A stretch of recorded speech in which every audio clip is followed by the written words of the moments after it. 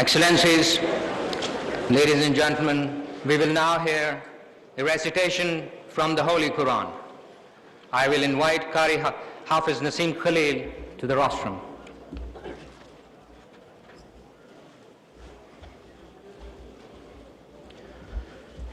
أعوذ بالله من الشيطان الرجيم بسم الله الرحمن الرحيم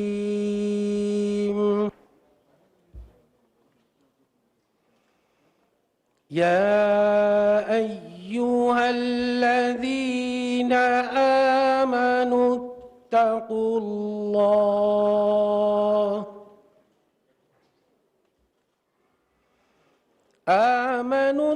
اتقوا الله حق تقاته ولا تموتن إلا وأنتم مسلمون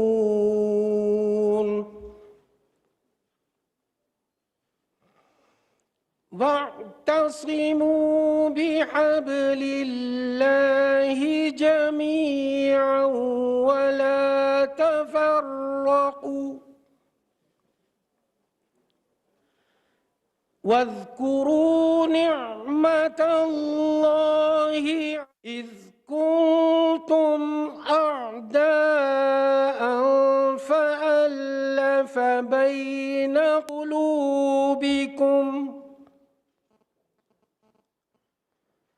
فأصبحتم بنعمته إخوانا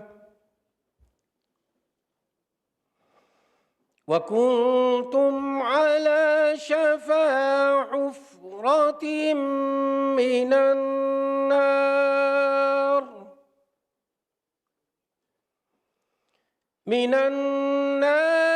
فأنقذكم منها كذلك يبين الله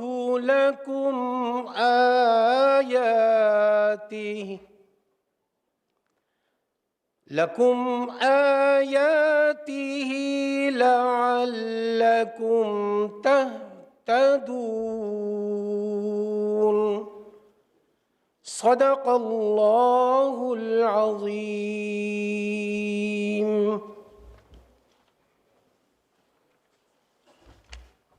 Jazakallah. We will now see a short video of the OIC journey through the decades.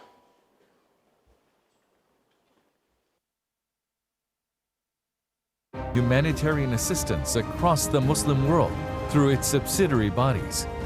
As recently as December 2021, an extraordinary session was convened of OIC Council of Foreign Ministers to address deteriorating humanitarian situation in Afghanistan. OIC has unlocked an enabling environment for the economic development of all member states through an institutional infrastructure that allows us to forge robust commercial ties. To reiterate Pakistan's commitment towards technology and modernity, the Secretariat for Comstech of the OIC is situated here in Pakistan. The OIC adopted a 10-year action plan to combat Islamophobia and extremism in 2005. It established the Islamophobia Observatory to monitor and address global anti-Muslim sentiments. At the 47th session of OIC Council of Foreign Ministers in Niger in 2020, March 15th was unanimously adopted as the International Day to Combat Islamophobia through a resolution tabled by Pakistan. Pakistan led the OIC initiative to secure adoption of a landmark resolution by the United Nations General Assembly to designate 15th March as the International Day to Combat Islamophobia. This resolution was adopted with the unanimous approval of UNGA on 15th March 2022. Being a strong proponent of human rights, the OIC established the Independent Permanent Human Rights Commission, IPHRC, in 2011.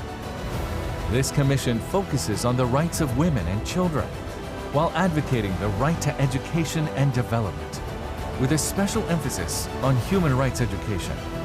Its goal is to counter Islamophobia and draw global attention to the rights of Muslim minorities. The human rights situation in Palestine is one of its serious concerns. The 8th OIC Ministerial Conference on Women adopted an important resolution on the protection and empowerment of women. Pakistan is one of the founding members of the OIC and has played an active role in the organization since its inception. Pakistan has a proud history of hosting major OIC events, including summits and Council of Foreign Ministers (CFM) meetings. Pakistan's primary focus is on unity, brotherhood, and prosperity of the Muslim Ummah. Pakistan is proud to host the 48th session of the OIC CFM in partnering for unity, justice, and development. We welcome you all to Pakistan. Allahu Akbar.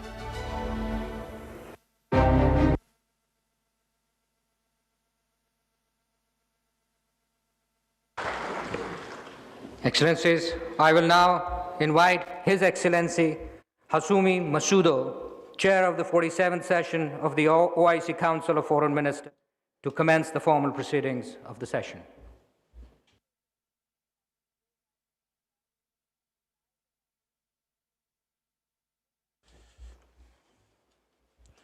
Bismillah ar-Rahman ar-Rahim.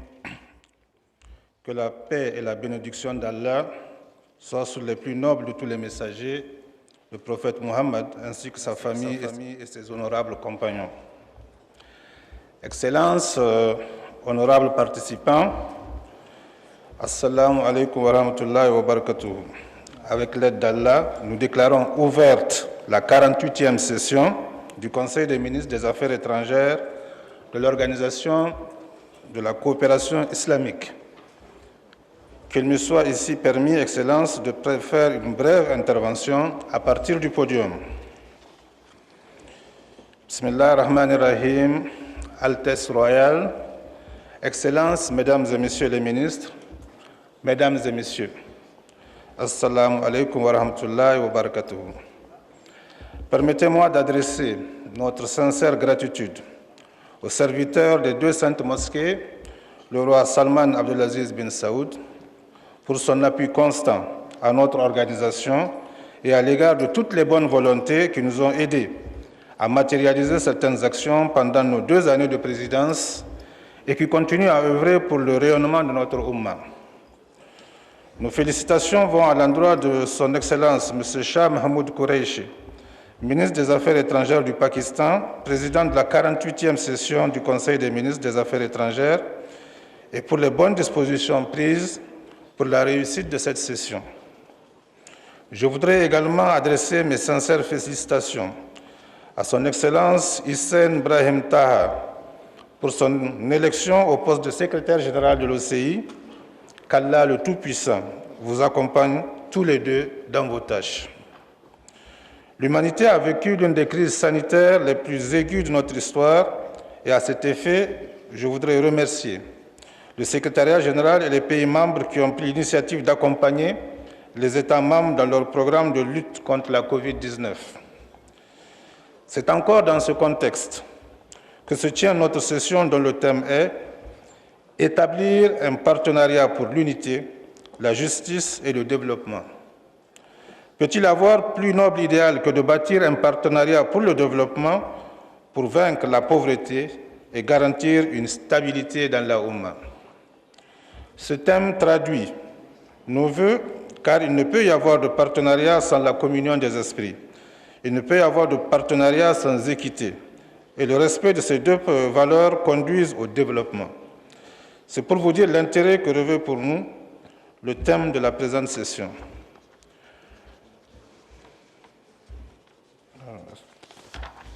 Excellences, Mesdames et Messieurs les ministres, La 47e session du Conseil des ministres qui s'est déroulée à Niamey sous la présidence du ministre des Affaires étrangères et de la coopération, M. Kalla Ankoro, a adopté des résolutions dont certaines ont été traduites par des activités au cours de 2 années de présidence.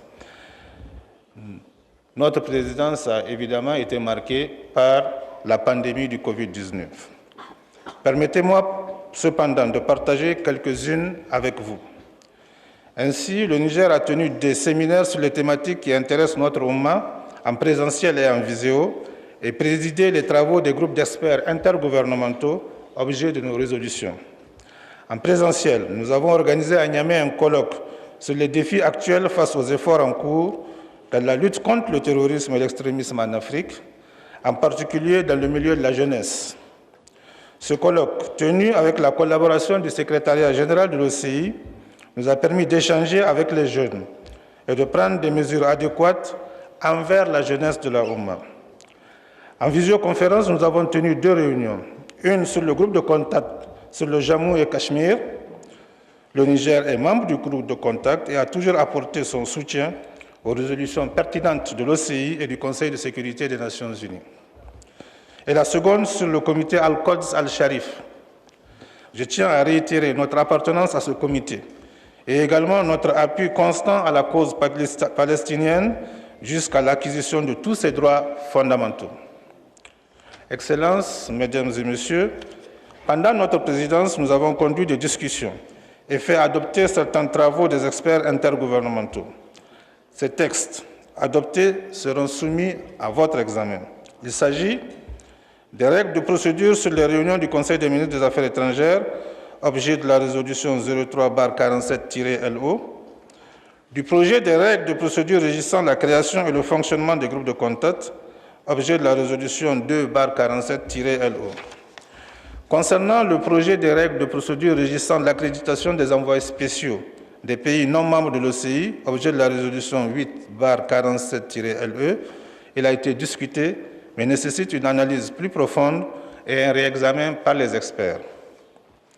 Certaines discussions que nous avons engagées sur les travaux des groupes d'experts n'ont pas été suivies d'effets positifs. Il y a donc besoin d'enrichissement ou de consensus. Concernant la rencontre des intellectuels musulmans sur la lutte contre l'extrémisme violent, que nous avons en collaboration avec le secrétariat programmé, mais en vain, le flux des réunions au secrétariat général n'a pas permis de la tenir. Je suis d'avis que nous ayons une plage pour tenir cette importante réunion. Mesdames et Messieurs, permettez-moi encore une fois de vous remercier pour le soutien que vous avez apporté pour la matérialisation de la mission régionale de l'OCI dans les pays du Sahel et du bassin du lac Tchad. Cette initiative louable permettra de prendre en compte les problèmes de cette partie de la Oumma. Sur un tout autre plan, je voudrais vous encourager pour les idées pertinentes développées lors de nos séances de brainstorming. Ces exercices doivent continuer pour améliorer la marche de notre organisation. Et à ce titre, nous devons penser à faciliter la participation de tous les membres au sein des groupes de contact et comités en procédant à des rotations des membres à l'image du Conseil de sécurité et aussi mettre fin aux groupes et comités dont la mission est terminée. Je ne terminerai pas mes propos sans féliciter et remercier encore une fois les autorités de la République islamique sœur du Pakistan pour les efforts consentis pour la réussite de cette session. Assalamu alaikum wa rahmatullahi wa barakatuhu. Je vous remercie. Donc, je voudrais profiter pour proclamer la composition des membres du bureau de la 48e session du Conseil des ministres des Affaires étrangères comme suit. Président République islamique du Pakistan. Vice-président État de Palestine, République du Cameroun et République du Yémen. Et puis rapporteur République du Niger. Donc j'invite donc le ministre des Affaires étrangères de la République islamique du Pakistan à venir prendre la succession de notre présidence.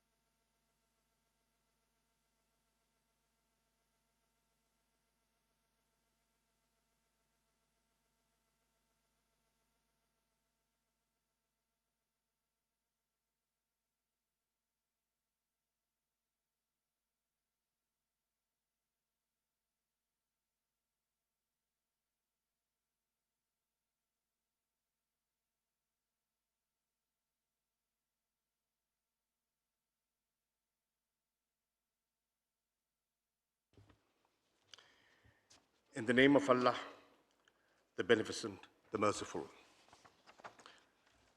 Thank you, Excellency Mr. Hosseini Massoumi, Minister for Republic of Niger, for your commendable work as Chair of the 47th session of the Council of Foreign Ministers. It is my privilege, indeed, to steer the proceedings of this august gathering.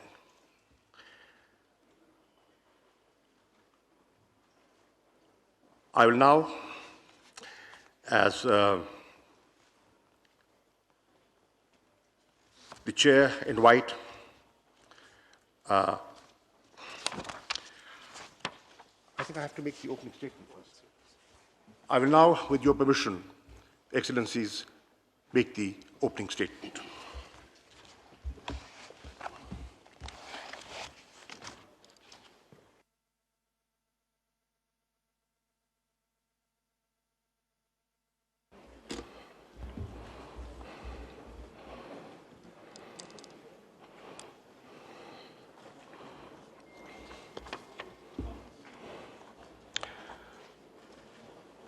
Honorable Prime Minister Imran Khan, Secretary General Haseen Brahim Taha, Royal Highnesses, Honorable Foreign Ministers, Excellencies, Assalamu Alaikum.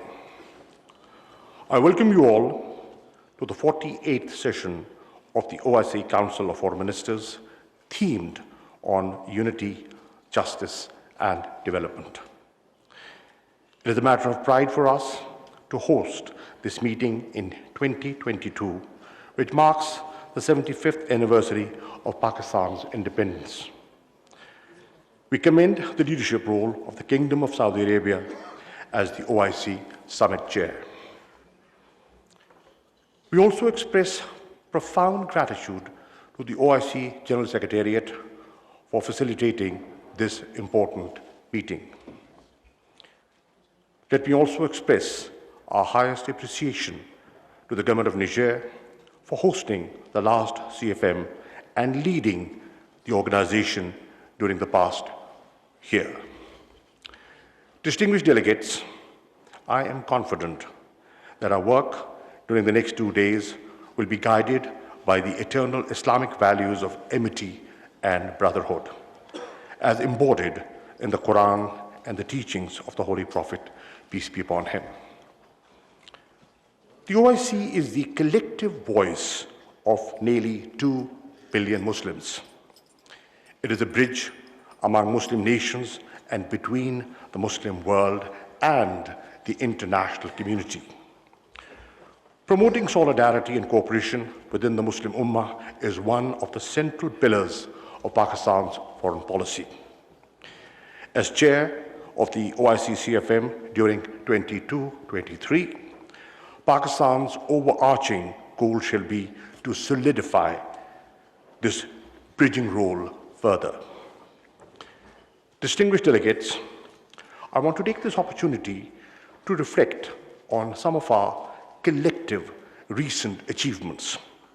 Indeed, a consequence of our partnership for unity, justice, and development, the very theme of the OIC CFM. We met in this hall last December, uniting within an exceptionally short span of time for the extraordinary session of the CFM on Afghanistan. Together, we made some historic and concrete decisions. We agreed to establish the OIC Humanitarian Trust Fund. We appointed a special envoy of the OIC Secretary General. We launched an Afghanistan food security program. We strengthened OIC's presence in Afghanistan by reinforcing the OIC mission in Kabul.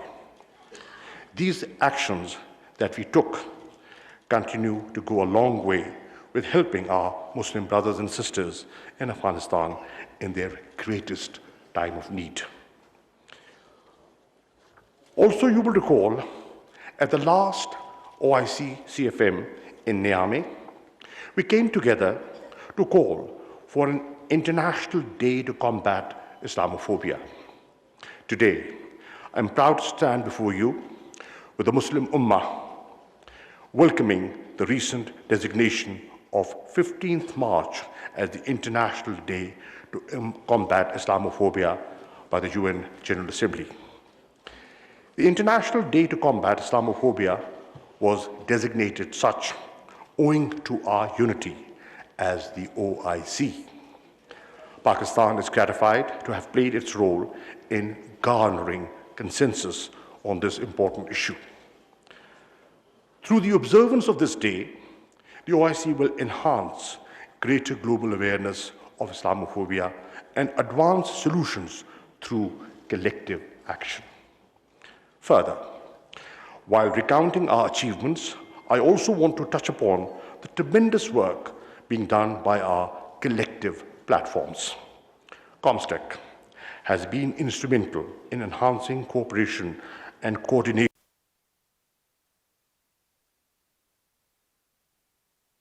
capacity building and joint research programs. It is playing a leading role in the implementation of OIC Science and IT Agenda 2026. Pakistan is pleased to host the ComStec headquarters in Islamabad. Since its inception, Islamic Development Bank has to date mobilized $65 billion for investment and development assistance aid. It is one institution which has consistently been rated AAA across all international rating agencies. The Islamic Chamber of Commerce, Industry and Agriculture, based in Karachi, is galvanizing investment, influencing policy, making and undertaking initiatives for development of the private sector. I mention some of these achievements to you all here today, not to blow our own trumpets, but rather for these to serve as a blueprint for constructive and tangible action and as an impetus for collective action moving forward.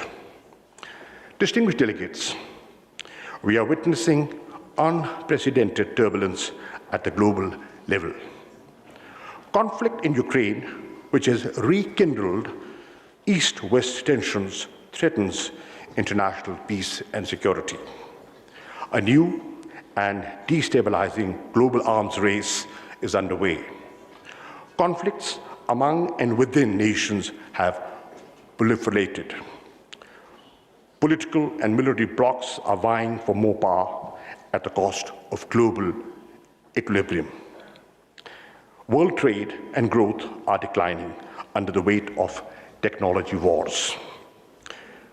Inequality has become a defining feature of our times.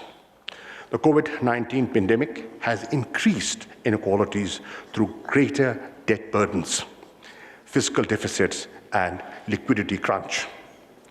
Rising commodity prices will further accentuate inequalities, erode development gains, and hinder progress towards sustainable development goals.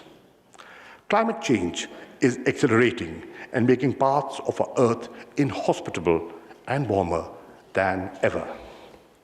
The Muslim world is faced with conflicts in the Middle East, prolonged foreign occupation, and the denial of the right to self-determination, most notably to the people of Palestine and Kashmir. The Muslim world's resentment is increasing due to frequent external interventions in Muslim countries. Distinguished delegates, left unaddressed, these conflicts and disputes undermine our unity and solidarity, expose our countries to foreign interference and intervention, fuel terrorism and extremism, and deflect attention from our development goals and the welfare of our peoples. To help forge a collective response and under the theme of partnering for unity, justice, and development, I would like to focus on three specific challenges. First, partnering for unity by jointly addressing the challenges and conflicts within the Ummah. Second, uniting for justice for the rights of Muslims under occupation and conflicts with countries beyond our Ummah. This should also include the urgency of addressing the pervasive Islamophobia facing Muslims in non-Muslim majority countries. Third, partnering for development by effectively addressing the triple global crisis of COVID-19, development, and climate change. Distinguished delegates, the Holy Quran says to the believers, "Hold fast, all of you, to the cord of Allah, and be not divided." In this era of global turmoil, the situation of Muslims in many parts of the world is heart-wrenching. Currently, more than 60% of all conflicts in the world exist in Muslim countries. From Yemen to Syria to the Sahel, the range of conflicts in the Muslim world and their intensity is palpable. These are festering wounds on the body politic of Islam. More than 2/3 of all refugees worldwide come from just 5 countries: Syria, Afghanistan, South Sudan, Myanmar, and Somalia. Above all, the Muslim countries are hosting the largest number of refugees.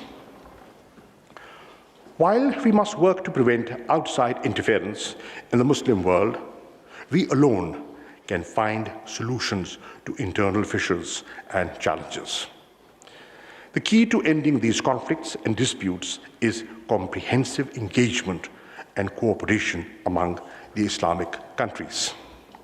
Ladies and gentlemen, the Islamic world is endowed with both natural and human resources that are unmatchable. We are home to over 1/4 of the world's entire youth. This unparalleled youth bulge is yearning for opportunities and progress. It is a harbinger of innovation, industry, and growth. Prime Minister Imran Khan has declared the year 2022 as investment in the youth.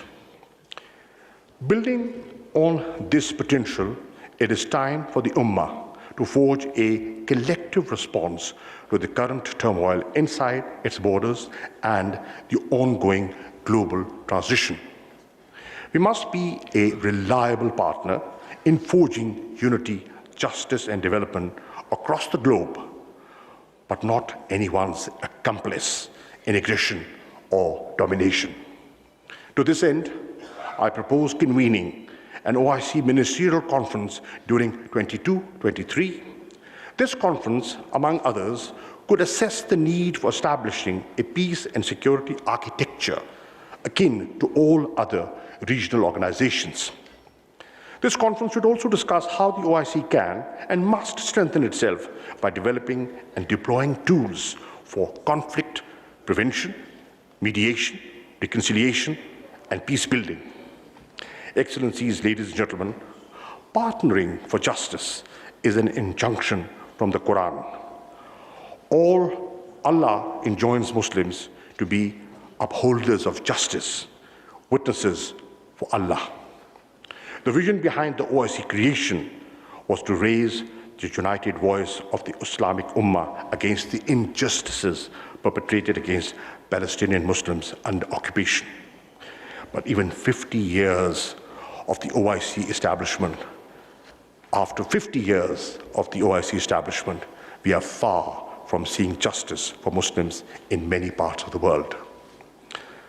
The Muslims of Palestine and the Indian illegally occupied Jammu and Kashmir are still reeling under subjugation. For the last 7 decades, they have struggled to achieve their inalienable right to self-determination.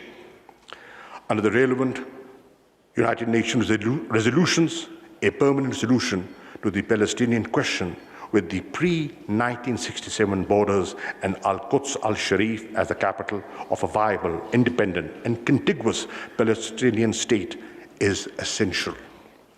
Similarly, Kashmir continues to bleed. The threat of genocide is most imminent in the Indian illegally occupied Jammu and Kashmir.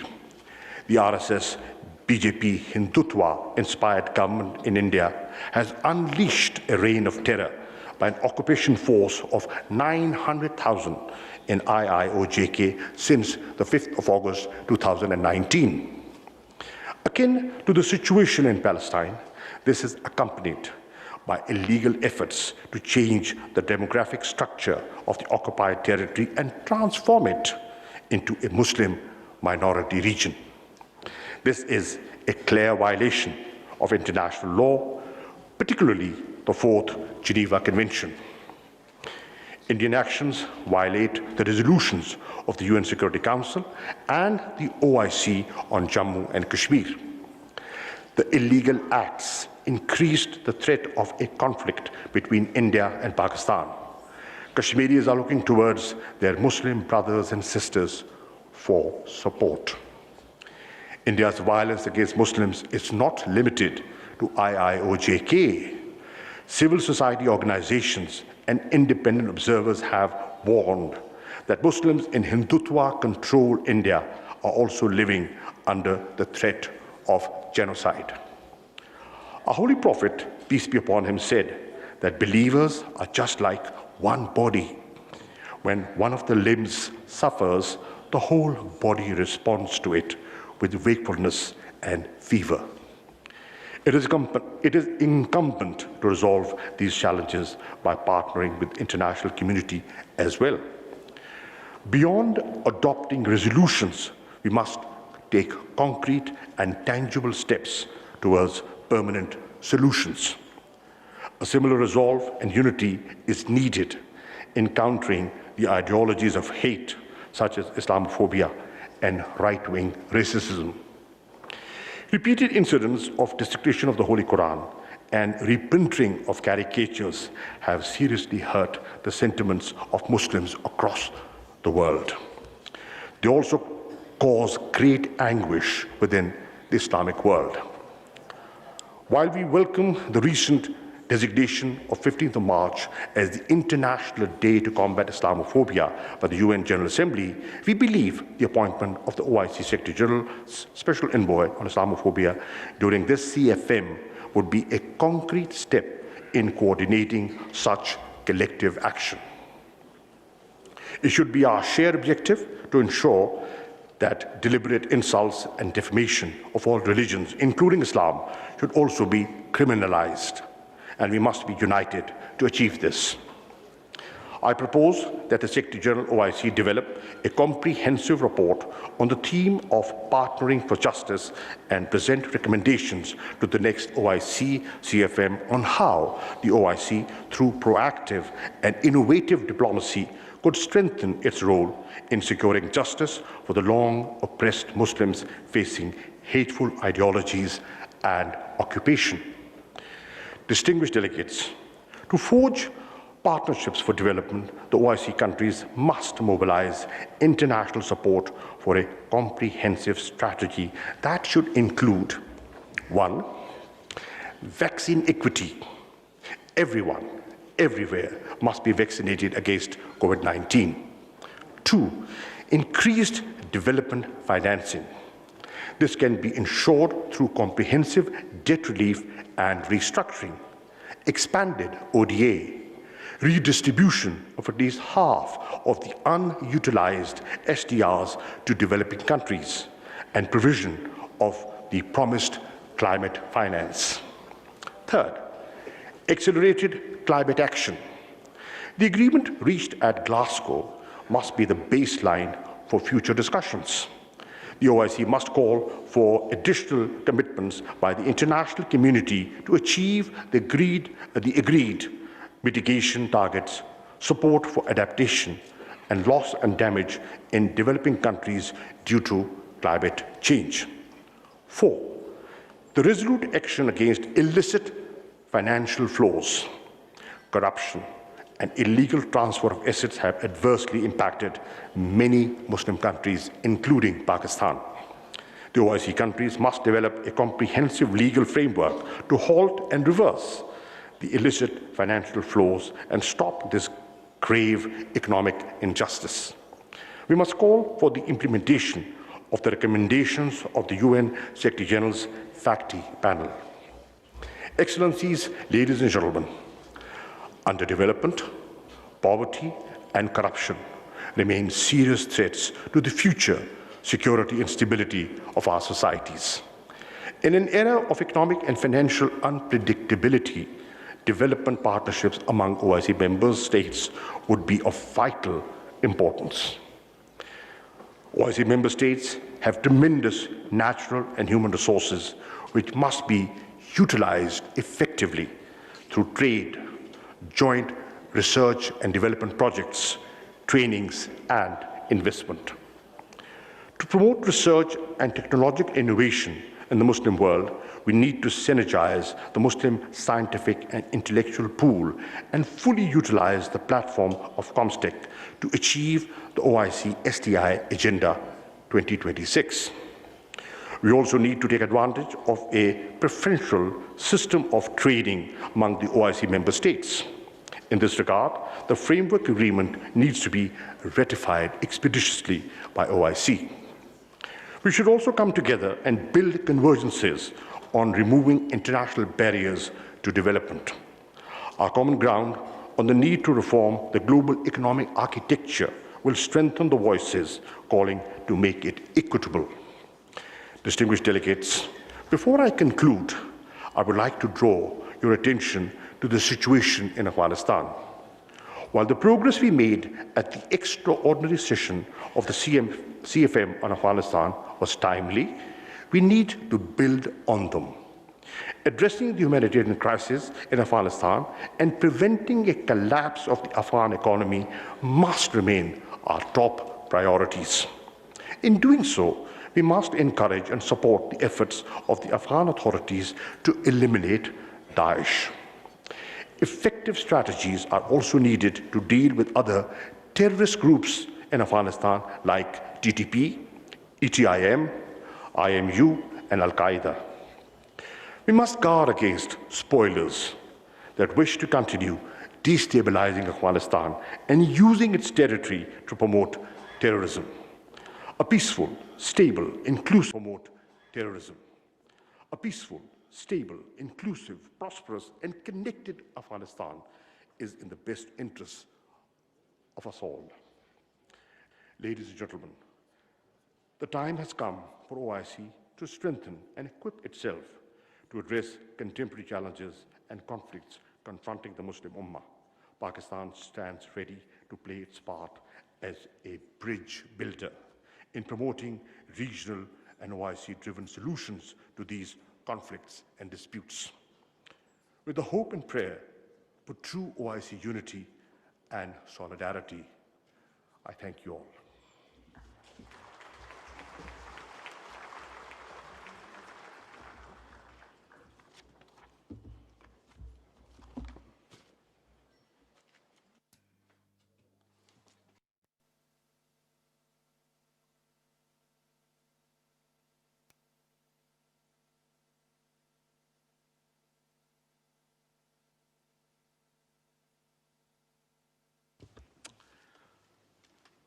I now invite His Royal Highness Prince Faisal bin Farhan Al Saud, Foreign Minister of the Kingdom of Saudi Arabia, for his speech. He will speak on behalf of the OIC Summit Chair.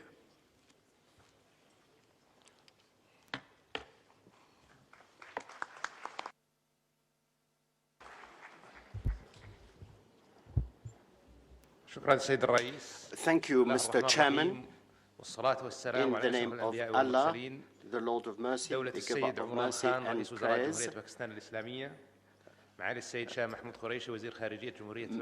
His Excellency Minister Shah Mahmood Qureshi, Foreign Minister of the Islamic Republic of Pakistan, the Secretary General of the OIC, dear participants,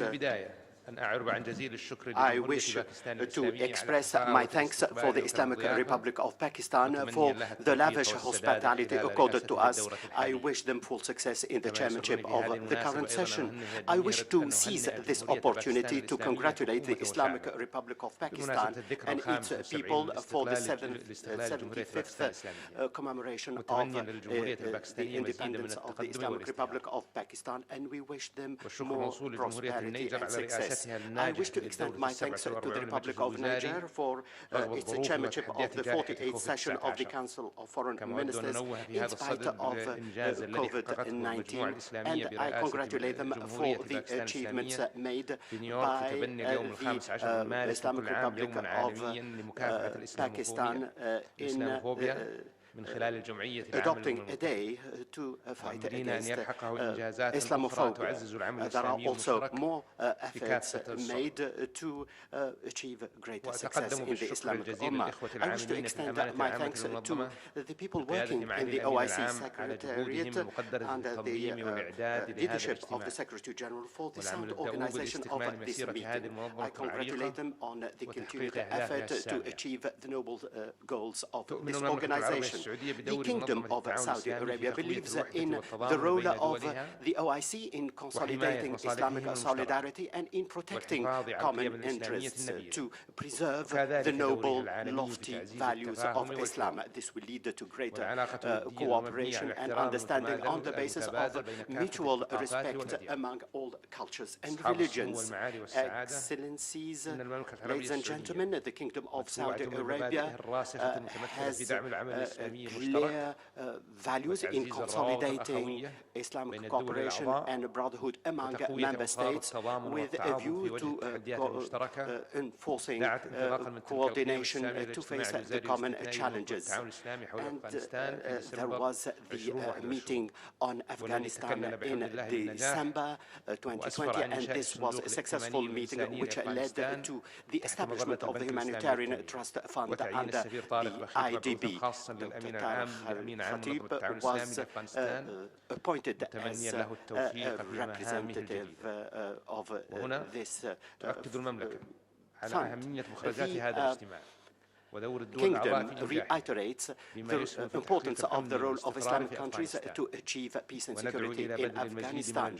We call for further efforts to support the Afghan people so that they can overcome the tragic situation they have at the moment.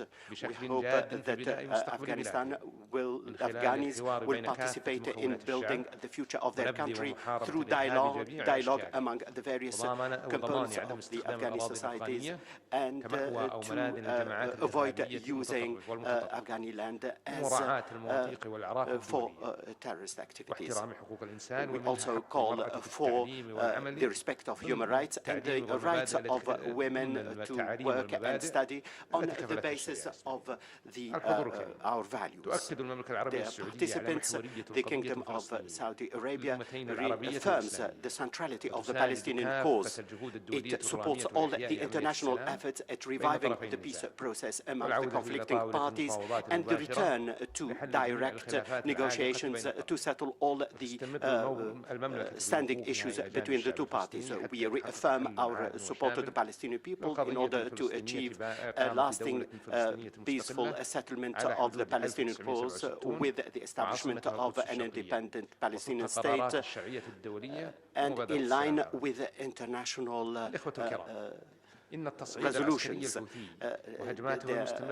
Ladies and gentlemen, the continued escalation by the Houthi group reflects the rejection of political settlement. The Kingdom of Saudi Arabia calls for the implementation of the UN resolutions to neutralize the negative impact of Houthi groups and to stop importing arms in Yemen. This is threat to the region. We reiterate the importance of the role of brothers to apply more pressure on the Houthis so that they can stop jeopardizing maritime security. On the basis of reducing the suffering of the Yemeni people, we contribute to humanitarian action and we provide humanitarian support to the Yemen people. The participants, the Kingdom of Saudi Arabia stands by the Muslim communities to defend their values as sustained by our region. We also provide support to the people of Jammu Kashmir. We also support the efforts made by the international community to reach a just solution to the Jammu Kashmir issue. Excellencies, ladies and gentlemen, the Kingdom of Saudi Arabia is making steps to achieve its ambitious vision. We hope that this will be a model for the rest of the world. I would like to seize this opportunity to extend my thanks who have accepted to support the event in our country, and this will promote our values. We reiterate our support for the efforts made by this organization. We believe that this is the second international organization. It represents the third population of the world. We hope that this meeting will lead to success and will achieve more prosperity for our people. I thank you very much for your attention.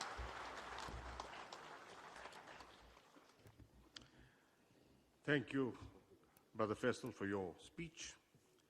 I now invite the Honorable Secretary General of the Organization of Islamic Countries, His Excellency Mr. Hassan Brahim Taha, for his statement.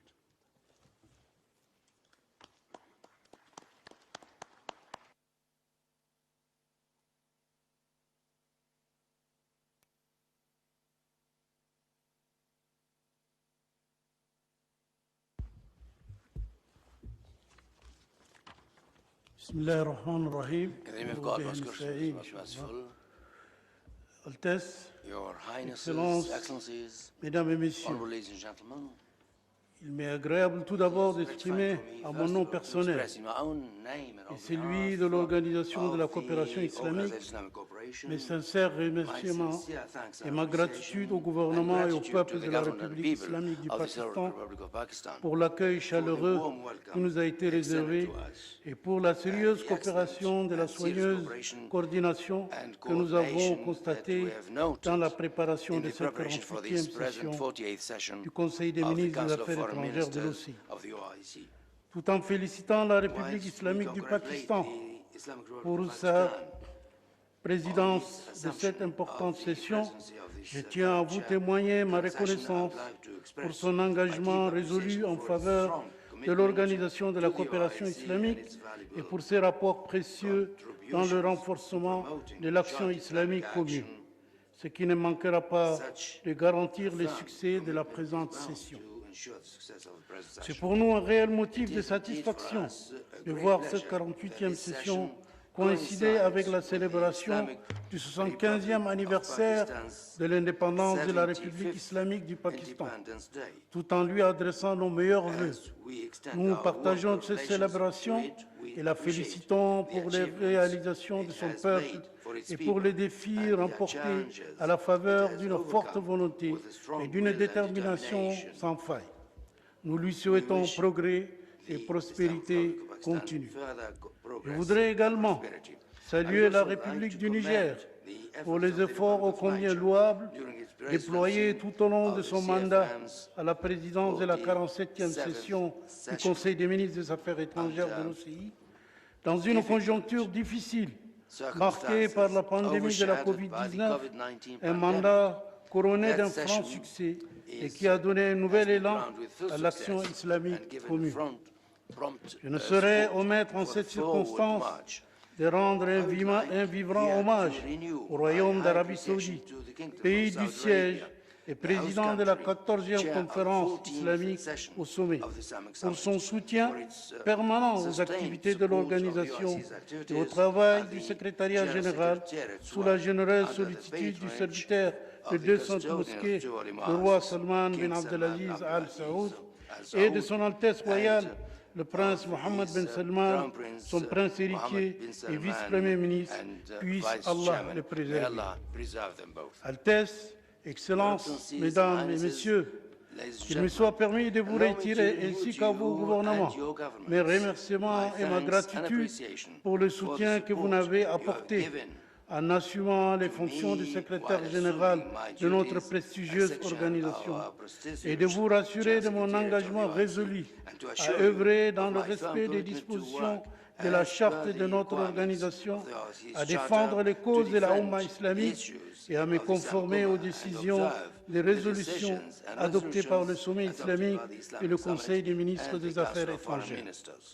Altesse, Excellences, Mesdames et Messieurs, je voudrais souhaiter la bienvenue aux distingués représentants des États de l'organisation internationale et régionale, partenaires de l'Organisation de coopération islamique. Leur présence témoigne de l'intérêt qu'ils accèdent au rôle de notre organisation dans la contribution à la paix, à la sécurité et au développement dans le monde. L'OCI se félicite du dialogue et des liens de coopération qu'elle entretient avec eux. Altesse, Excellences, Mesdames et Messieurs, notre présente session se tient sous le thème des partenariats pour l'unité, la justice et le développement. Un thème qui vient à point nommé refléter les aspirations de nos populations et leurs attentes vis-à-vis de l'Organisation de coopération islamique en cette conjoncture délicate dans laquelle la Oumma islamique se trouve confrontée à moult défis politiques, sécuritaires et de développement. Aujourd'hui, la cause palestinienne, question centrale pour l'organisation, continue de se heurter à des défis dangereux, dont tout particulièrement la persistance des politiques d'occupation israélienne fondées sur la colonisation, la judaïsation de la ville de Quds et l'agression contre les lieux sacrés, en particulier la mosquée de l'Aqsa.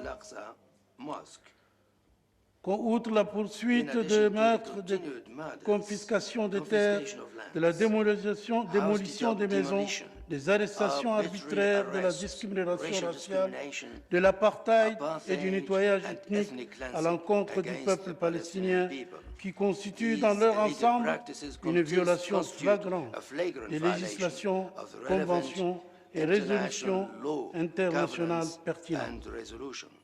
Aussi, la persistance de tels crimes et agressions israéliens contre le peuple palestinien, sa terre et ses lieux saints, nous commande-t-elle de renforcer l'esprit de solidarité et d'action islamique commune et de redoubler davantage l'effort diplomatique auprès des instances internationales en faveur des droits du peuple palestinien et de contrer avec fermeté la responsabilité de toute tentative visant à changer le statut historique et juridique de la ville d'Al-Quds en application des résolutions pertinentes adoptées par le sommet islamique et des conseils ministériels successifs. La question du Jammu et Cachemire est une autre question juste, qui attend une solution depuis longtemps et qui nous préoccupe profondément au vu des développements qu'elle connaît, particulièrement à la suite des actions illégales et unilatérales entreprises par l'Inde le 5 août 2019, visant à modifier le statut du Jammu et Cachemire occupé par l'Inde.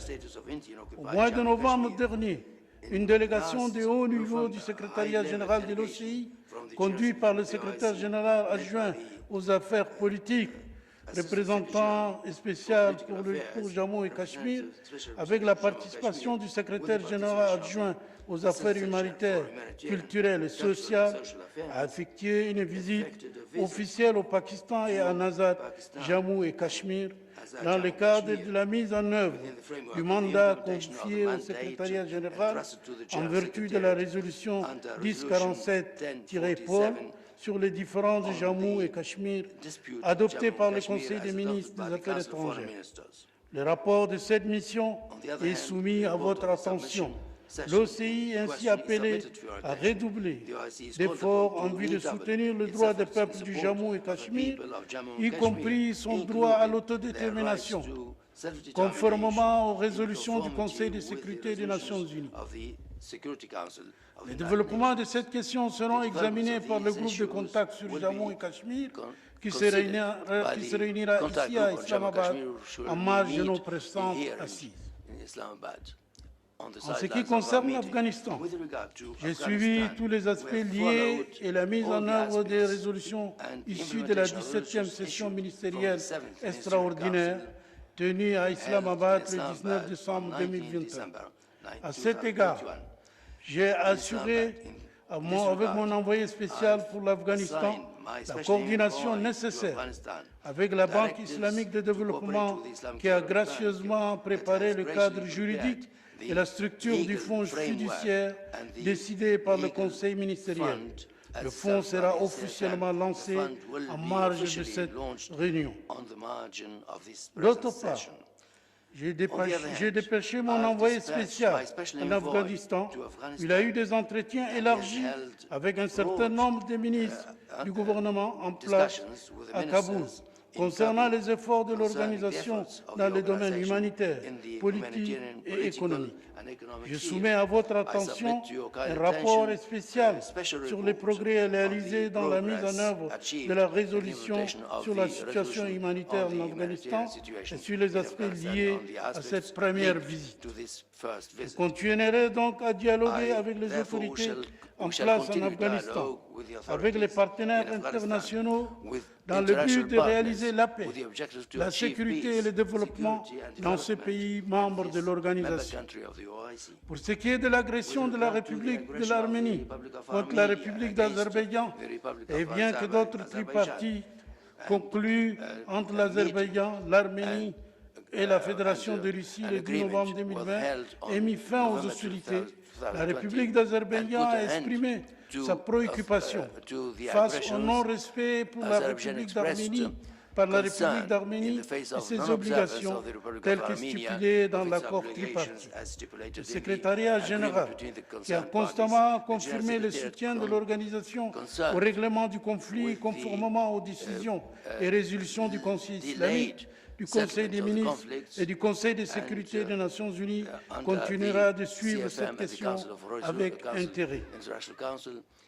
Altesse, Excellences, Mesdames et Messieurs, la situation au Yémen reste une source de profonde préoccupation pour notre organisation qui s'est engagée à soutenir l'unité, la souveraineté, l'indépendance et l'intégrité territoriale du Yémen, ainsi que la solution politique au conflit sur la base de trois référentiels, à savoir l'initiative du Conseil de coopération des États arabes du Golfe et ses mécanismes exécutifs, les conclusions de la conférence de dialogue national yéménite et les résolutions de la légalité internationale, en particulier la résolution 2216-2015 du Conseil de sécurité des Nations Unies.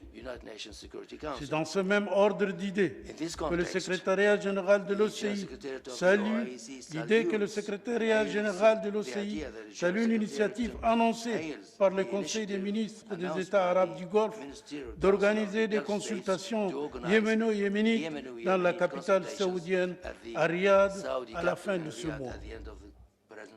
Initiative qui permettra de combler le fossé entre les frères yéménites et de s'engager pour arrêter l'effusion du sang, afin de parvenir à une solution politique durable mettant un terme au conflit au Yémen et asseoir la sécurité et la stabilité dans la région.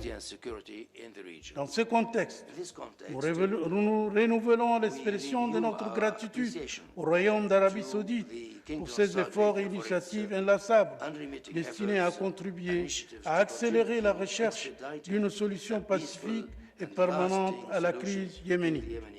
Je tiens également à rassurer le Royaume d'Arabie Saoudite et l'État des Émirats arabes unis de la solidarité de notre organisation face aux attaques répétées et condamnables lancées par la milice Houthi contre des civils et des installations à caractère civil par des drones. Au cours de sa période écoulée, les développements en Libye, au Soudan et en Somalie ont fait l'objet d'un suivi continu par le secrétariat général, lequel a encouragé toutes les parties concernées à adopter le dialogue. Aujourd'hui, nous les encourageons à redoubler d'efforts pour surmonter les divergences et jeter les bases de l'entente, de la sécurité, de la paix, de la stabilité et du développement, et à faire prévaloir l'intérêt supérieur de leur peuple. En ce qui concerne la Syrie, le secrétariat général continue de soutenir les efforts des Nations Unies pour parvenir à une solution pacifique à la crise, conformément à la déclaration de Genève et aux résolutions permanentes du Conseil de sécurité. S'agissant de l'Irak, la tenue en octobre 2021 d'élections législatives anticipées représente l'un des développements positifs et encourageants que nous avons enregistrés et salués. Comme vous le savez, les défis politiques, sécuritaires, humanitaires et de développement auxquels font face les pays du Sahel central, Burkina Faso, Mali et Niger, et du bassin du lac Tchad, Cameroun, Tchad, Niger et Nigeria, ainsi que la République centrafricaine, le Mozambique et la Guinée, revêtent un intérêt important pour l'OCI. Nous soulignons la nécessité d'accroître les efforts pour parvenir à la paix et à la stabilité escomptée dans ces régions et appeler les États membres et les institutions de l'OCI ainsi que les partenaires internationaux à aider ces régions à relever les défis auxquels elles font face. C'est dans ce cadre, afin de donner un nouvel élan au rôle de notre organisation en Afrique, y compris dans la région du Sahel et du lac Tchad, que je me suis rendu au début du mois courant au Tchad, au Cameroun, au Niger et au Sénégal, où j'ai pu m'entretenir avec les dirigeants de ces pays à propos de la situation dans ces régions et des voies et moyens de renforcer le soutien de l'organisation aux pays concernés. D'autre part, une délégation de haut niveau du secrétariat général, conduite par le secrétaire adjoint aux affaires politiques, le Dr Azoubaï, s'est rendue à Abuja pour s'entretenir avec les responsables de la commission de la CEDEAO, des voies et moyens de renforcer la coopération et la coordination des efforts pour contribuer à la paix, à la sécurité et au développement dans la région. Le renforcement du rôle positif de notre organisation en Afrique requiert aussi la nomination d'un envoyé spécial.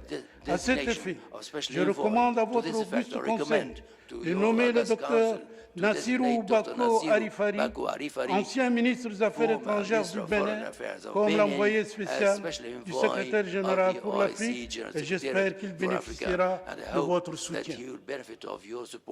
Altesse, Excellences, Mesdames et Messieurs, la République de Bosnie vit une situation préoccupante en raison de la tendance séparatiste de certains partis de la composante serbe et de leur rejet des réformes qui requièrent l'appui de l'OCI à la République de Bosnie-Herzégovine pour l'aider à préserver son unité, son intégrité territoriale, sa souveraineté et sa stabilité et sa prospérité.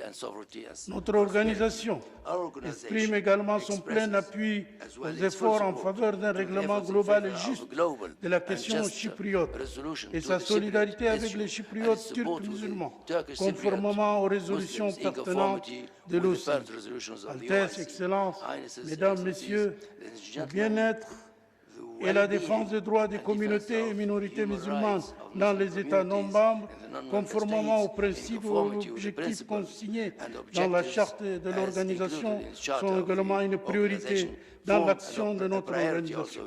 Nous comptons accroître nos efforts à cette fin, notamment à travers les visites et les dialogues avec les gouvernants des pays concernés. Dans ce contexte, nous exprimons notre profonde préoccupation face à la situation des Rohingyas Rohingyas et appelons la communauté internationale à agir de manière efficace et de toute urgence pour assurer les conditions propices au retour volontaire sûr, digne et durable de tous les réfugiés et déplacés internes Rohingyas dans leur patrie d'origine.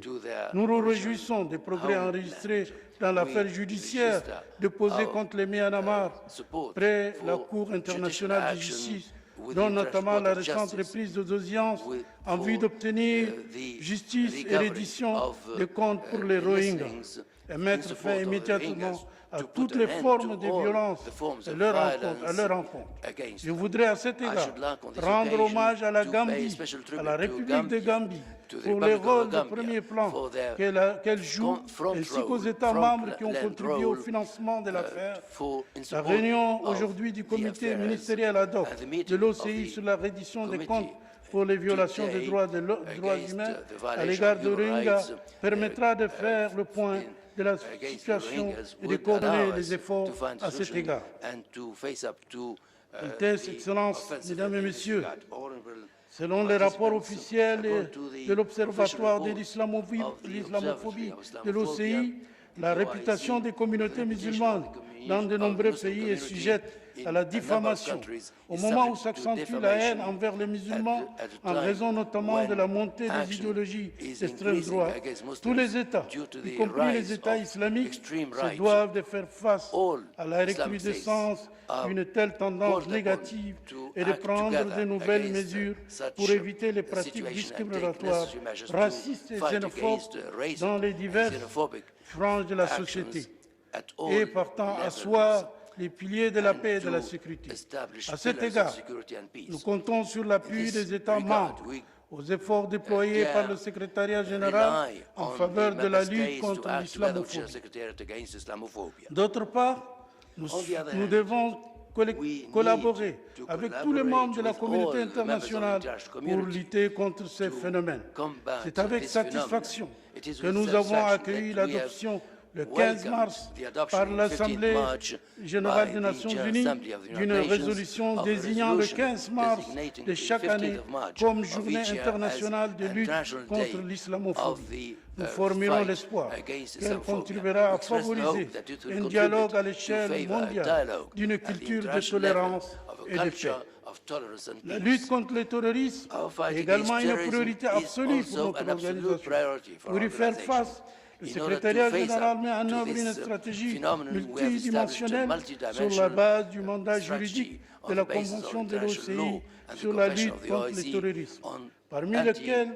Parmi les questions auxquelles le secrétariat général accorde une attention particulière, je voudrais mentionner la contribution au renforcement du dialogue entre les États, les religions, les cultures et les civilisations. Ces sujets figurent à l'ordre du jour des consultations que le secrétariat général entretient avec les États et les organisations internationales et régionales partenaires, et fait l'objet d'activités conjointes avec eux. Nous œuvrons à renforcer cet effort. Je voudrais saisir aussi cette occasion pour féliciter les Émirats arabes unis d'avoir accueilli avec succès l'Expo 2020 de Dubaï, qui a contribué au renforcement de la compréhension et de la coopération entre les nations. Altesse, Excellences, Messieurs, Mesdames et Messieurs, dans le domaine du développement social et de la protection des valeurs de l'institution du mariage et de la famille, le secrétariat général s'apprête à convoquer d'autres réunions du groupe d'experts intergouvernementaux pour parachever la discussion du projet de convention de l'OCI sur le droit de l'enfant en islam, projet qui a été élaboré avec la Commission permanente indépendante des droits de l'homme. En ce qui concerne l'autonomisation des femmes et l'équité de genre, je voudrais saluer les efforts déployés par la République arabe d'Égypte, pays du siège de l'Organisation pour le développement de la femme, en allouant un bâtiment indépendant pour abriter le siège de l'organisation, tout en dotant des équipements appropriés. Le plan de renforcement des capacités des jeunes Je tiens ici à rendre hommage au Royaume d'Arabie Saoudite pour avoir décidé d'accueillir la 5e session de la conférence islamique des ministres de la jeunesse et des sports qui a été malheureusement reportée du fait des incidents de la pandémie du coronavirus. Le secrétariat général poursuit la coordination avec les autorités saoudiennes concernées à l'effet de fixer une nouvelle date pour cette conférence. En matière des médias, l'organisation a accéléré le rythme de ses investissements dans de nouveaux médias pour éclairer les États membres et l'opinion publique locale et mondiale avec ses prises de position vis-à-vis des causes vitales de la Oumma islamique et des communautés musulmanes dans les pays non membres, ainsi que pour faire connaître ses projets et ses efforts de soutien aux États membres, en particulier les moins avancés, en vue d'endiguer la propagation de la pandémie du coronavirus Covid-19. Dans le domaine humanitaire, les efforts du secrétariat général se sont développés au cours des dernières années et ses relations avec la communauté humanitaire internationale se sont considérablement renforcées. À cet égard, j'aimerais remercier tous les États membres et les institutions de l'organisation qui ont contribué au soutien de l'action humanitaire de notre organisation, notamment le Fonds de solidarité islamique et les partenaires humanitaires au premier rang desquels je citerai le Centre du roi Salman pour le secours et l'action humanitaire. Le secrétariat général a déployé d'énormes efforts pour aider les États membres les moins avancés à faire face à la pandémie du coronavirus, a adopté plusieurs initiatives à cet égard, dont tout particulièrement l'ouverture d'un compte pour la réception de dons destinés à l'achat des vaccins approuvés par l'Organisation mondiale de la santé. Le Royaume d'Arabie Saoudite a fait un généreux don de 20 millions de rials saoudiens, en particulier à ce compte, en soutien à ce compte pour l'acquisition des vaccins, en coordination avec le Centre du roi Salman pour les secours et l'action humanitaire. Je saisis cette occasion pour lancer un appel aux États membres pour contribuer à ce compte afin de financer l'achat des vaccins au profit des États membres les moins avancés au nom de l'organisation. Altesse, Excellences, Mesdames et Messieurs, 2 années se sont déjà écoulées et nous ne sommes pas encore parvenus à sortir totalement de la crise provoquée par la pandémie de la Covid-19. En raison de cette pandémie et des mesures de confinement draconiennes, nos États membres ont subi des pertes d'emplois considérables ainsi qu'une récession économique, une réduction des investissements et des exportations et une régression des activités touristiques. Partant de ce constat, la reprise post-corona occupe désormais une place prépondérante parmi nos préoccupations. À cet égard, notre organisation a accordé une attention particulière à la mise en œuvre de ces programmes et projets économiques dans des secteurs névralgiques tels que l'agriculture, le développement rural, la sécurité alimentaire, le travail et l'emploi, la protection sociale, ainsi qu'au renforcement des échanges commerciaux et à l'encouragement de l'investissement, afin d'assurer la réalisation des objectifs énoncés dans le programme d'action OCI 2025. Compte tenu de l'importance de la coopération dans les domaines économiques et commerciaux entre les États membres et dans le cadre de la mise en œuvre de la résolution précédente de votre auguste Conseil d'organiser un forum sur les investissements en Afrique. J'ai accordé beaucoup d'attention à cette question. Je suis sur le point d'en finaliser les détails et je les annoncerai en temps voulu. Il me plaît également de vous informer que la 8e session de la conférence ministérielle de l'OCI sur la sécurité alimentaire et le développement agricole qui s'est tenue à Istanbul, en République de Turquie, du 25 au 27 octobre 2021, a donné une nouvelle impulsion à la coopération dans le secteur.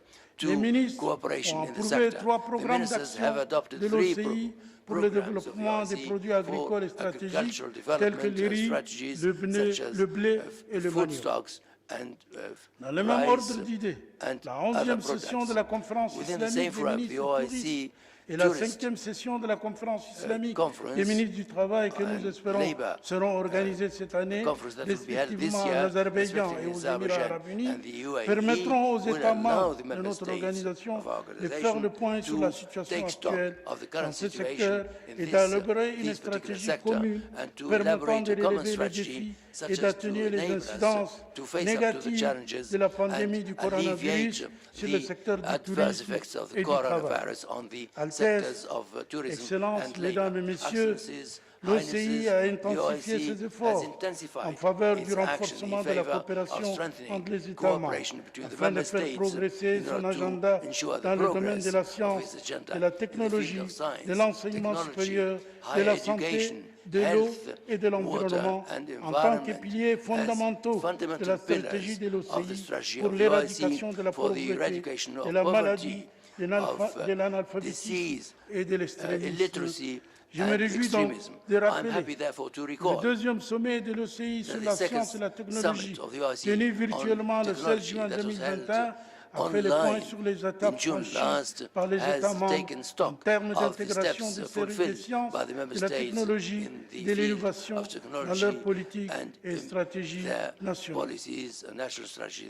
Il ne fait donc aucun doute que la fourniture d'un enseignement de qualité est la première étape vers la croissance économique et la réduction de la pauvreté et les disparités.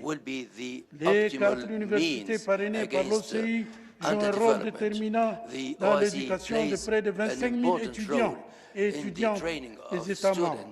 Il me soit permis d'adresser mes remerciements et ma gratitude à tous les États membres et aux organisations qui apportent un soutien financier à ces universités, en consécration une plus grande solidarité et coopération entre les États membres dans le domaine de l'enseignement supérieur. Le programme d'échange éducatif de l'OCI vise à fournir plus de bourses d'études aux étudiants et étudiantes dans les États membres de l'OCI, en particulier les pays les moins avancés d'entre eux.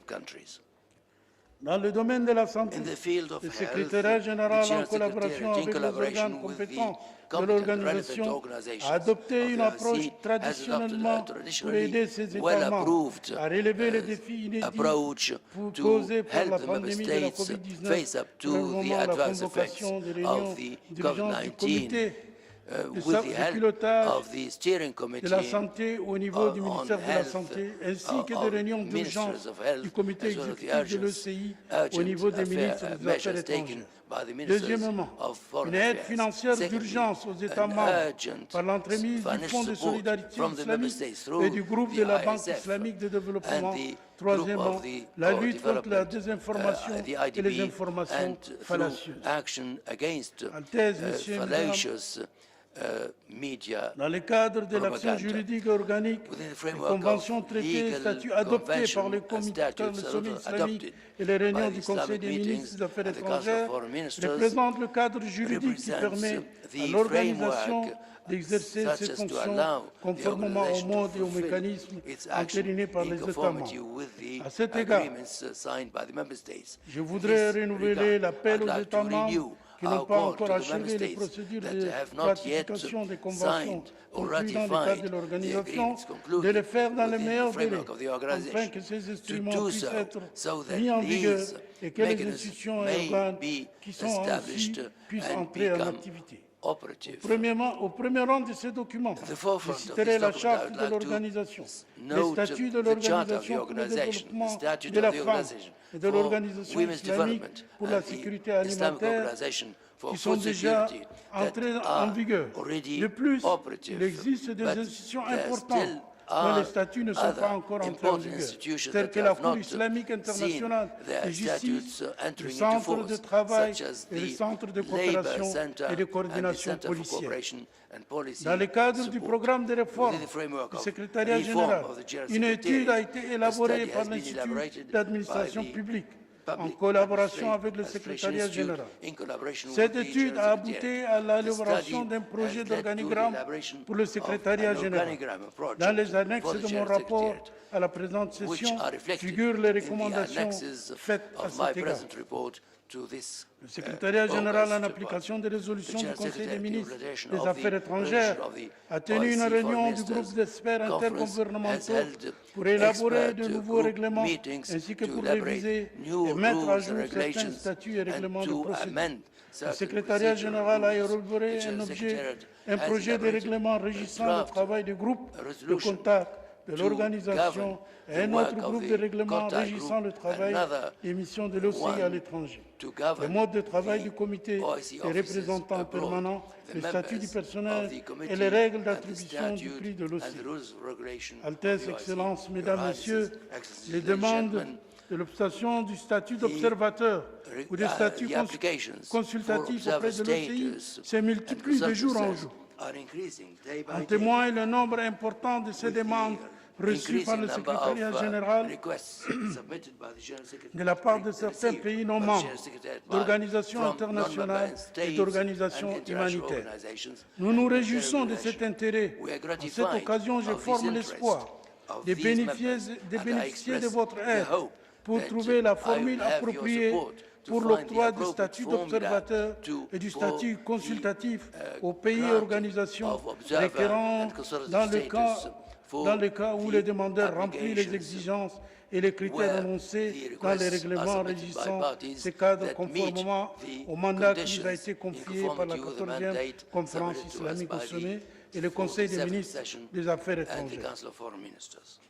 Le programme de l'action OCI 2025, adopté par la 13e conférence islamique au sommet, constitue le cadre optimal rassemblant les objectifs et les activités touchant les domaines vitaux pertinents à tous nos États membres. Des efforts concertés doivent être déployés par tous pour une mise en œuvre efficace du dit programme. Un examen à mi-parcours de la mise en œuvre du programme devrait être finalisé cette année. J'invite les États membres à bien vouloir fournir au CESRIC, dans les meilleurs délais possibles, les données et statistiques nécessaires pour pouvoir mener à bien cet exercice important qui permettra d'évaluer l'état d'avancement de la mise en œuvre du programme d'action.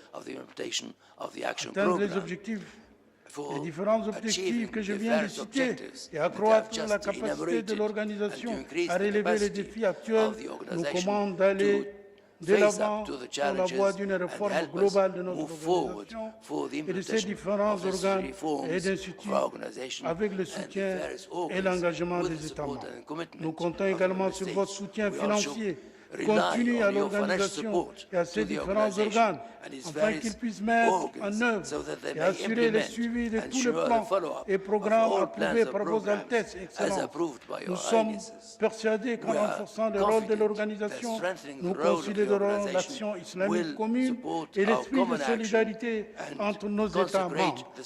Le secrétariat général poursuit ses efforts auprès des autorités compétentes du Royaume d'Arabie saoudite pour la mise en œuvre des procédures des règlements des arriérés de certains États membres pour lesquels le gouvernement du Royaume d'Arabie saoudite a pris l'initiative de régler leurs arriérés dus pour l'OCI dans le cadre de son soutien et son assistance continue à l'organisation.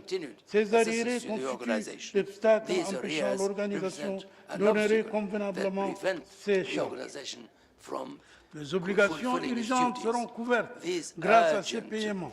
Et il sera envisageable d'étudier les possibilités d'investissement direct en coopération avec la Banque islamique de développement. Je tiens également à souligner que le secrétariat général, dans le cadre de la mise en œuvre des recommandations de la Commission permanente des finances, œuvrera en concertation avec le président de la Commission permanent des finances et le président de l'organe du contrôle financier, enfin d'offrir à la réunion annuelle de la Commission permanente des finances le temps nécessaire et suffisant pour examiner tous les points de son ordre, examiner tous les points de son ordre du jour, d'autant qu'on œuvrera à préparer le budget de manière conforme à l'exercice budgétaire, prenant en considération l'ouverture de l'exercice budgétaire en janvier et sa clôture en décembre conformément aux règlements financiers de l'OCI, aux règles de procédure de la Commission permanente des finances, CPF, ainsi que les règles de procédure de l'organe du contrôle financier OCF. Dans le contexte, le secrétariat général ne ménagera aucun effort pour mettre en œuvre les recommandations de l'organe de contrôle financier issues de ces 41e et 42e sessions en vue de renforcer la transparence de l'action financière. Je voudrais insister sur la recherche d'une représentation géographique plus équitable lors du pouvoir des postes vacants. De même, nous nous attelons à redoubler d'efforts pour recruter dans un plus grand nombre de pays non représentés ou sous-représentés afin de consacrer une répartition géographique équitable au sein du secrétariat général et des organes subsidiaires. Altesses, Excellences, Mesdames et Messieurs, la scène mondiale connaît de graves tensions ces derniers jours en raison de la crise ukrainienne dont les répercussions vont au-delà des pays de la région pour s'étendre au monde entier. Cette crise pourra potentiellement défavoriser la reprise économique encore fragile dans de nombreux pays, y compris les États membres de l'OCI. Comme vous le savez tous, ces conflits en cours risquent d'affecter de manière significative les exportations de blé de ces deux pays qui représentent près de 29% de l'offre mondiale.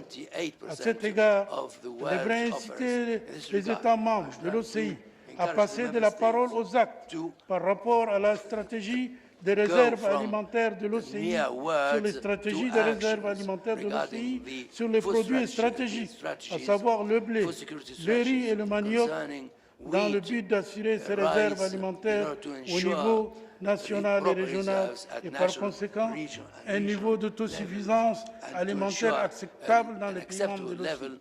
Ainsi, partant des principes objectifs annoncés dans la Charte des Nations Unies et de l'OCI, dont tout particulièrement la contribution aux efforts de maintien de la paix et de la sécurité internationale, le secrétariat général a exhorté les parties concernées à œuvrer en faveur d'une solution pacifique de la crise ukrainienne et à poursuivre les négociations pour la recherche d'une solution politique qui garantira une paix et une stabilité durable et qui préservera la sécurité des populations.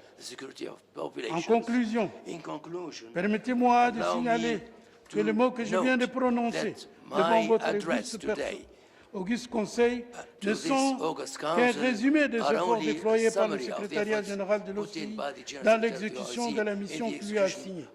Mais une documentation complète comprenant mon rapport sur les activités de l'organisation est soumise à votre attention.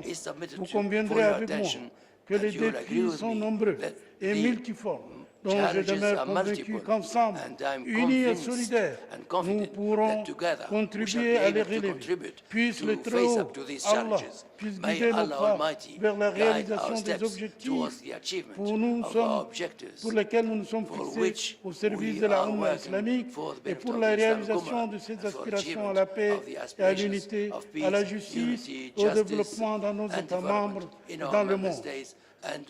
Je vous remercie de votre aimable attention. Assalamu alaikum wa rahmatullahi wa barakatuh.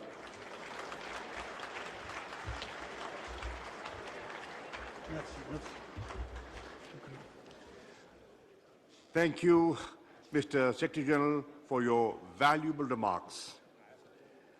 Excellencies, ladies and gentlemen, we will now hear a video message from the United Nations Secretary General, Antonio Guterres.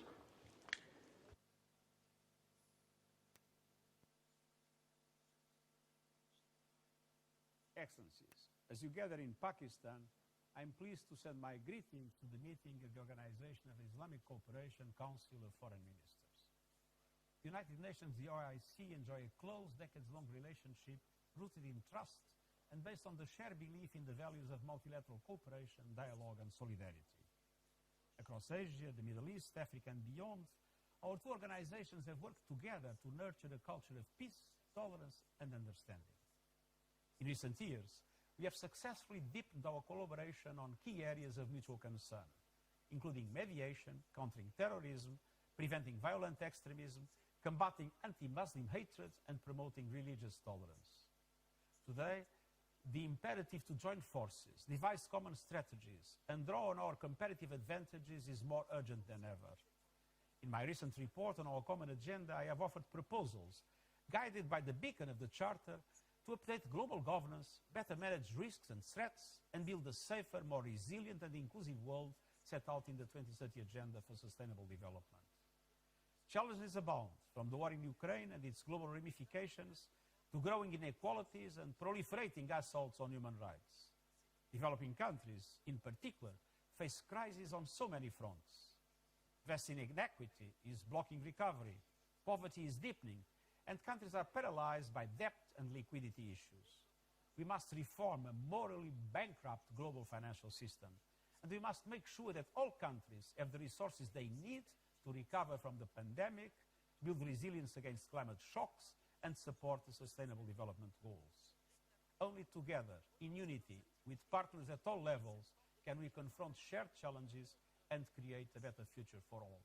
Thank you.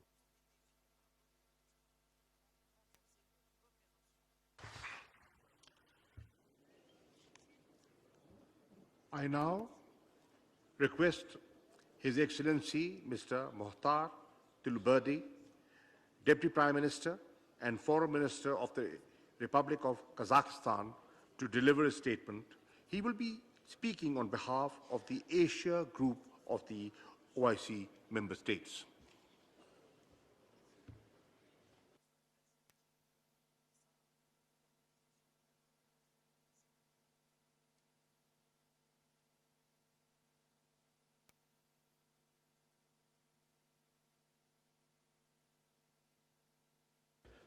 Bismillah ar-Rahman ar-Rahim.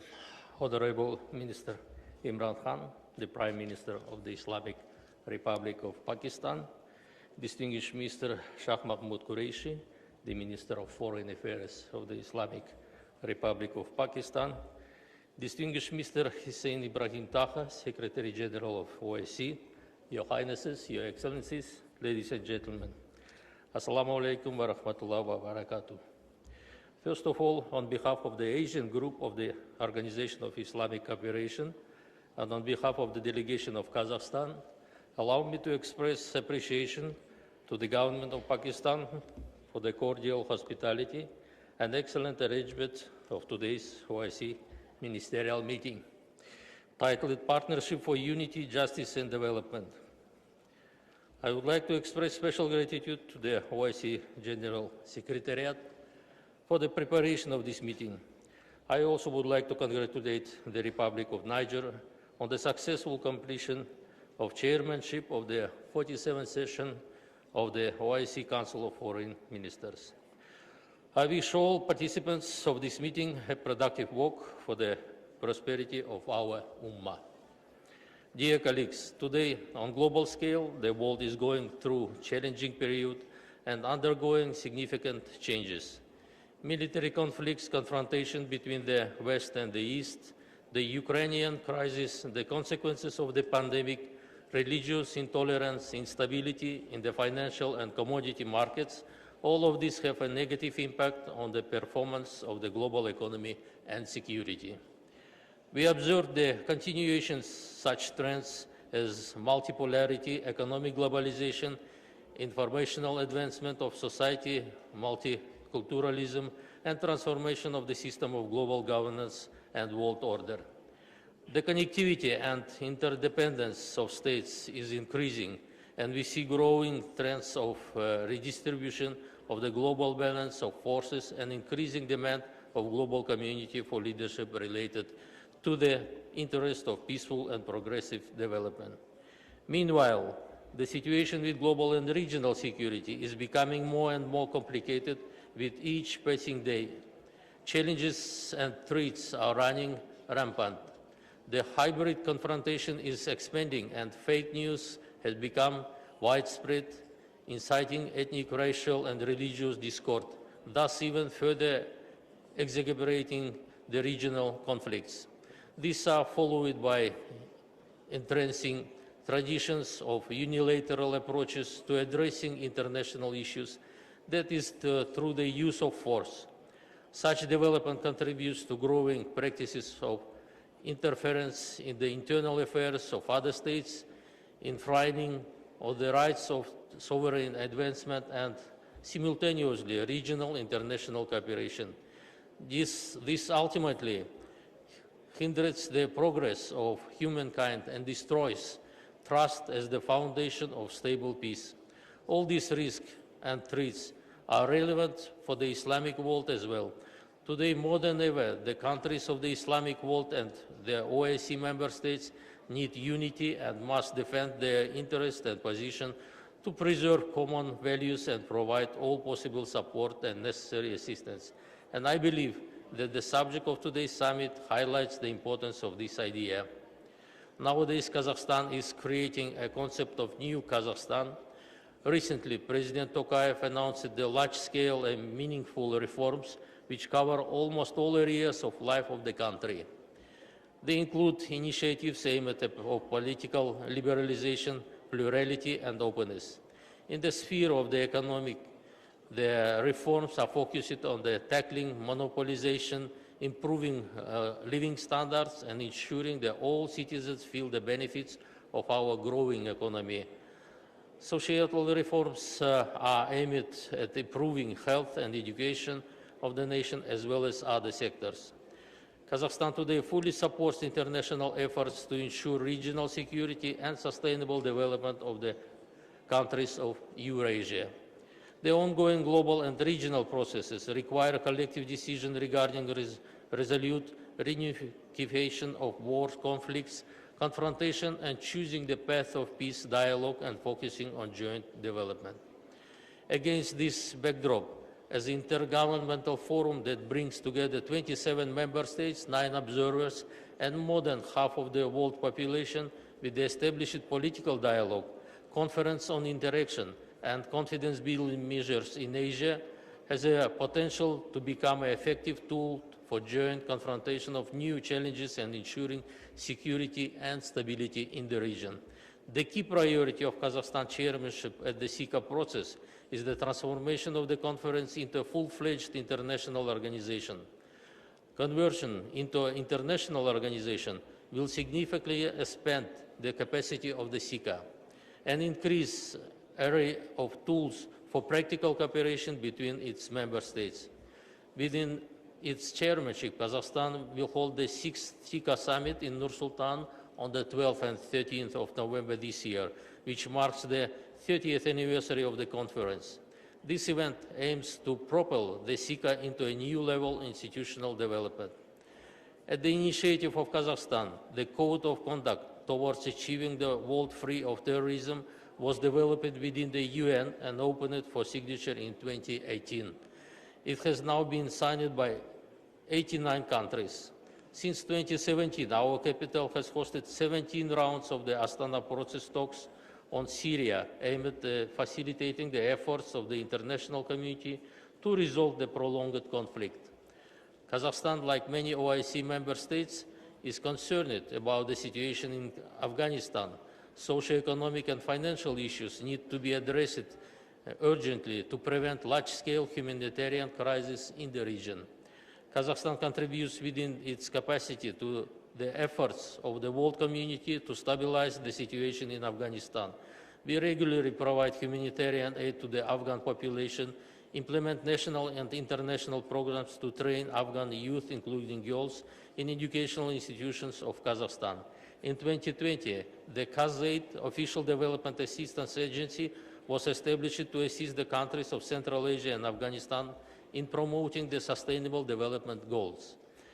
The opening in Almaty city of the temporary remote office of UNAMA was a sign of the recognition of the role Kazakhstan and the organization's trust in our country. I would also like to emphasize the timeliness of the extraordinary meeting of the OIC Council of Foreign Ministers on Humanitarian Situation in Afghanistan held in Islamabad on 19th of December 2021, which resulted in the adoption of the several practical decisions, including the launch of the Afghanistan Food Security Program under the aegis of the Islamic Organization for Food Security, and the establishment of the Humanitarian Trust Fund under the aegis of the Islamic Development Bank. In this regard, I call on the OIC Secretariat to assist the IOFC in the prompt launching the Afghanistan Food Security Program and the OIC member states to make generous contribution to this program. Regretfully, conflicts and military clashes continue among the Muslim countries today. The events in Yemen, Syria, and several African states have become a matter of concern. Therefore, we believe that the initiative of Islamic rapprochement remains relevant for peace and harmony in the Islamic world. Kazakhstan reaffirms its unwavering position for just and comprehensive solution to the Palestinian question on the basis of relevant resolutions of the UN Security Council and the UN General Assembly in accordance with the two states for two nations principle. Moreover, we reiterate the OIC principled position on the Jammu and Kashmir dispute for peaceful settlement in accordance with the relevant United Nations Security Council. We are convinced that promoting the ideology of tolerance, mutual understanding, and cultural diversity is the key to combating hatred and discrimination. An example of interfaith dialogue is the Congress of Leaders of World and Traditional Religions, which has been held in Kazakhstan since 2003 and is attended by the leaders of the Islamic world and the Secretary General of the OIC. The next 6th Congress will be held in September 2022 in Kazakhstan. Distinguished participants, in the face of the new challenges, the further transformation of the organization is an important issue. Therefore, we need to swiftly conclude the process of reforming of the IC. In this context, we are grateful to Saudi Arabia, Turkey, and Bangladesh for their efforts and contribution for the holding of 2 expert group meetings on comprehensive reform of our organization. The combat against the COVID-19 pandemic and overcoming its consequences are still among the pressing issues on our cooperation agenda. At the current stage, I would like to emphasize the importance of uniting our efforts in the combat against the pandemic and an exchange of vaccines. In addition, Kazakhstan, within its activity in the UN, initiated the establishment of the International Agenda for Biology Safety, which in future will contribute to the prevention of biological threats and the exchange of information on dangerous diseases. Comprehensive support for this initiative will allow our countries to take timely measures in the future. The pandemic, more than anything else, showed the urgent need for the development of science and technology in the Muslim world and beyond. At the first OIC Summit on Science and Technology held in September 2017 in Nur-Sultan, Kazakhstan initiated the establishment of the OIC 15 group, which unites 15 leading Muslim countries in the field of science and technology to promote the potential of our Ummah in these areas. This year, Kazakhstan intends to hold a meeting of ministers of the OIC 15 group member states responsible for education, science, and technology. This step would also again demonstrate the need to consolidate efforts in the development of our own advanced science and technology as an important factor in achieving peace and prosperity. Distinguished colleagues, today many countries, including the Islamic world, are facing acute issue of ensuring food security due to the complex of geopolitical situation in the world and climate change. Many countries in Africa and Middle East are sounding the alarm and are requesting our help in providing essential products. Some countries are experiencing famine due to the crop failures last year. We are ready to cooperate in this area and consider it important to revitalize the Islamic Organization for Food Security and to use its potential to ensure access to food supply for countries in need. To date, 36 of the 56 OIC countries have joined this organization and only 17 countries have ratified its charter. We call on the members of the OIC to actively engage in the activities of the International Organization for Food Security. Last but not least, I invite distinguished delegation to support the resolution on granting the Organization of Turkic States the observer status in the OIC, which will be discussed this afternoon in the special committee. As the founding members of this organization, Kazakhstan is interested to enhance cooperation with important international organizations such as OIC. And we believe that strong partnership between OIC and different Asian regional organizations will increase the Islamic solidarity in the international arena and open a new avenue of cooperation. Availing this opportunity, I would like to inform that recently, on the 12th March this year, there was the early presidential election in the Turkmenistan, which, according to the international observers, was held in the fair, free, and competitive atmosphere. As a result of election, His Excellency Mr. Serdar Berdimuhamedov, with the support of 73% of the electorate, has become a new president of Turkmenistan. Also, I avail this opportunity to express on behalf of the Asian group the heartfelt congratulations to the government and the people of Pakistan on the occasion of the 75th anniversary of the independence of the Republic. And I wish peace and prosperity to the brotherly people of Pakistan.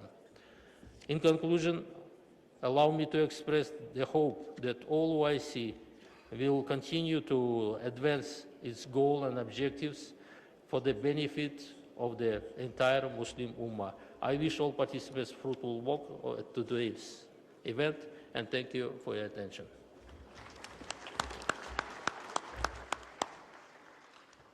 Thank you, Your Excellency, for your insightful remarks.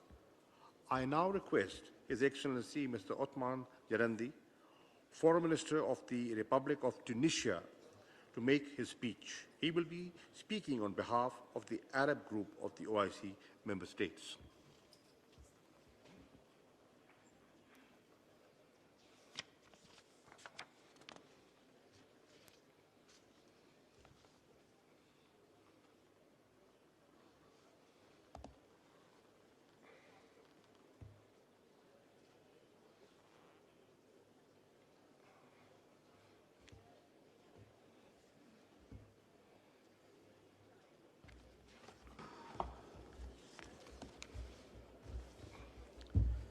بسم الله الرحمن الرحيم.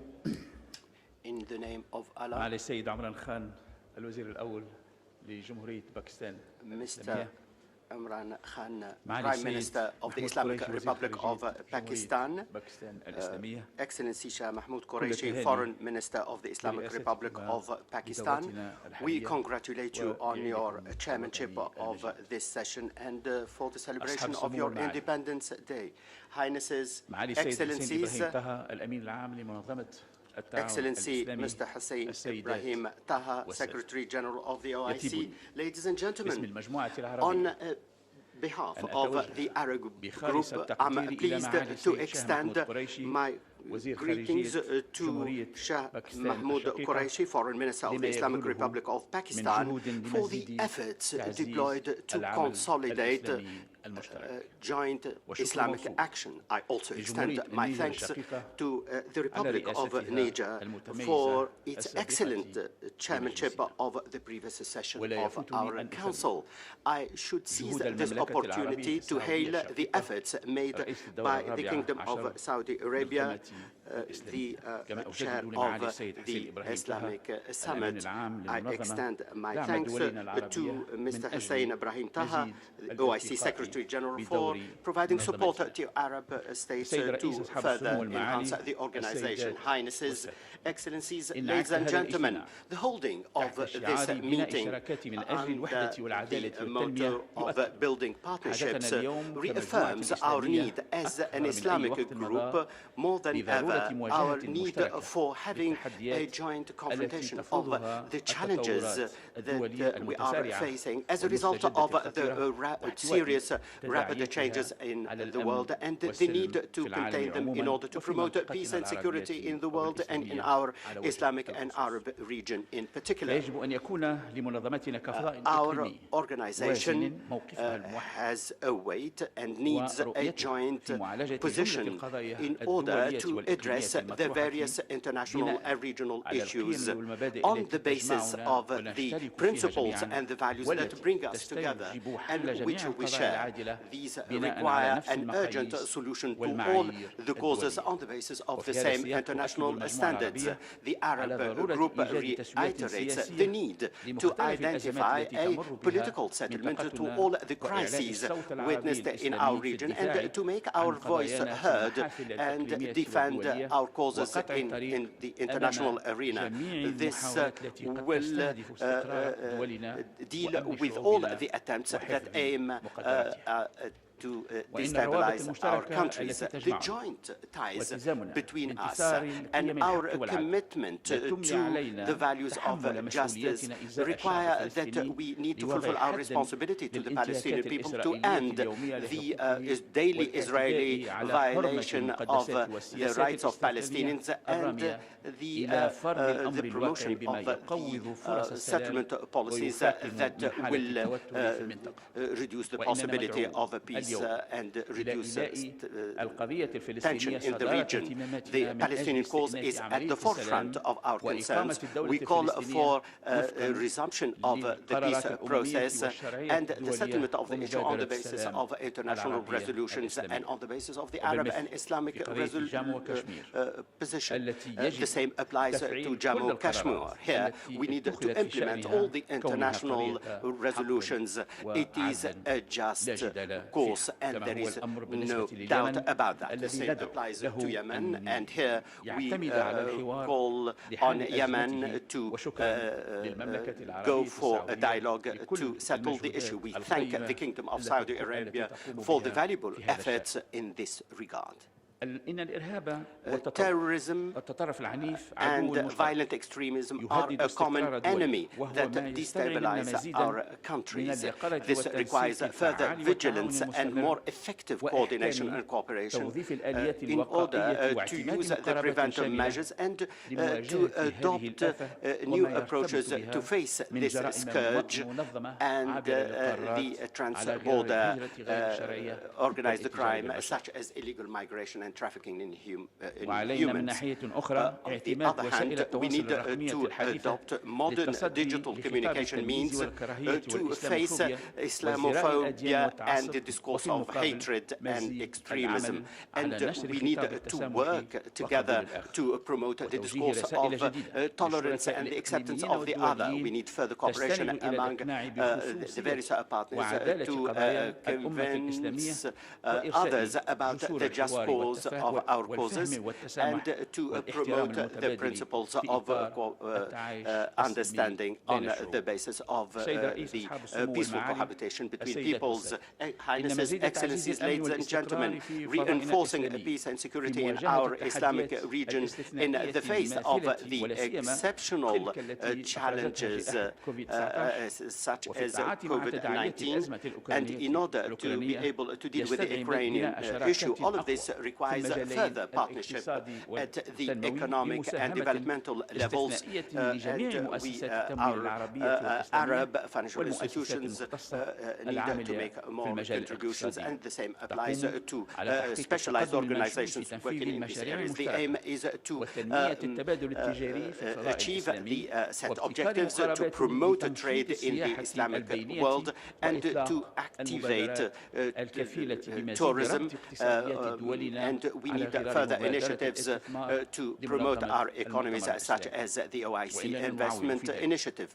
In this, we rely on the cooperation between the private and public sectors in order to benefit from our abilities as men and women and the use of all the available resources to promote innovation in the various critical sectors that enable us to be part of the world economy. Mr. Chairman, Highnesses, Excellencies, ladies and gentlemen, our determination is firm to contribute to a modern reformist policy of our organization that will enable us to upgrade its role in order to consolidate cooperation among member states. The aim is to achieve dynamics in the various parts of the organization in its economic political and development roads. We believe that the challenges we are facing at the moment require consolidating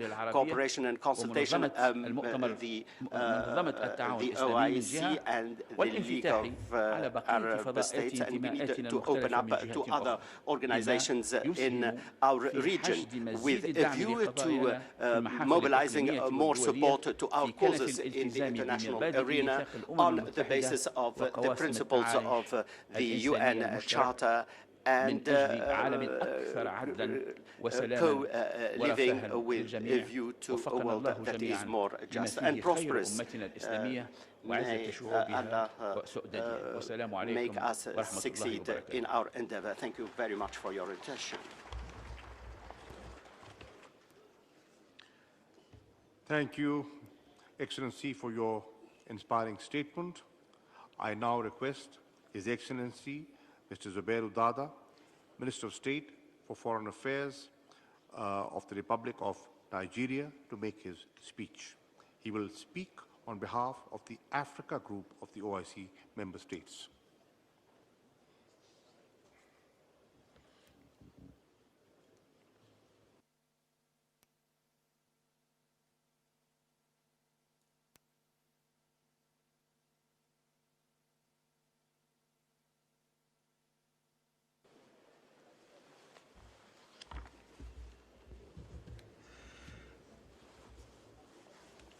أعوذ بالله من الشيطان الرجيم بسم الله الرحمن الرحيم.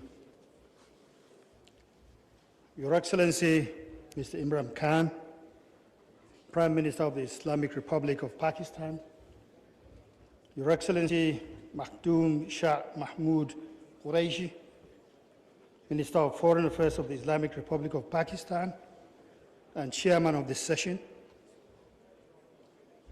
Your Royal Highness, the Foreign Minister of the Kingdom of Saudi Arabia, Honorable Ministers, Your Excellency Ambassador Hussein Brahim Taha, the Secretary General,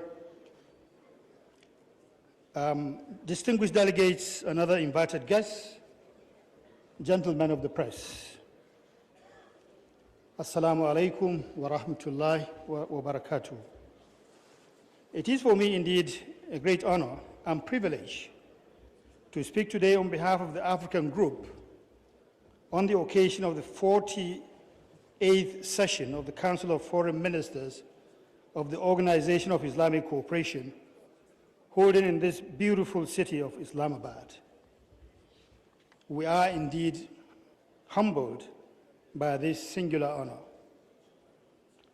Let me at the outset convey the sincere appreciation of my delegation and that of the entire African Group to the government and the people of the Islamic Republic of Pakistan for the warm reception and generous hospitality. And we also thank them for the excellent facilities that have been put at our disposal for the success of our meeting. We wish to congratulate the good people of Pakistan on the celebration of the 75th anniversary of independence of Pakistan. We wish you more peace and prosperity. Permit me also to congratulate you, Mr. Chairman, for your unanimous election to steer the proceedings of this session. And in the same vein, I wish to commend the Minister of Foreign Affairs of the Brotherly Republic of Niger for the numerous accomplishments during his chairmanship of the previous session. I further take this opportunity to welcome on board our new Secretary General, Ambassador Taha, and to assure him of our full support and a fruitful and successful tenure at the helms of our common organization. Your Excellencies, distinguished delegates, the 48th session of is taking place at a crucial moment in the history of our organization. The huge socio-economic and humanitarian challenges posed by COVID-19 pandemic, coupled with the rising wave of political and security crises in parts of our member states, call for our concerted efforts and joint action for durable solutions. it is obvious that our immediate preoccupation should be directed towards fashioning and implementing a robust post-COVID-19 recovery plan to respond to the needs of our people. And to this end, we reiterate our support for the commendable endeavors of the OIC aimed at addressing the various conflict situations and flashpoints, particularly in Africa. The menace of terrorism, insurgency, banditry, small arms and light weapons, human and drug trafficking have continued to militate against the peace, security, stability, human rights, social cohesion, and indeed the economic development of the entire African region. And this is why we welcome the choice of the theme of this session, which is Partnership for Unity, Justice, and Development, which we consider very apt and indeed very relevant. We believe that the 48th session will do justice not only to the numerous issues on this agenda, but also adopt appropriate and implementable resolutions to address our common and pressing challenges and fast-track recovery in our member states from the COVID-19 pandemic. Mr. Chairman, for the past 12 years, Nigeria and indeed the Lake Chad basin countries have continued to suffer from brutal acts of terrorism led by Boko Haram and lately ISWAP. The activities of these enemies of peace, unity and progress and development have created a very serious humanitarian crisis in our region. In Nigeria alone, we have over 3 million people that are displaced and are living in IDP camps.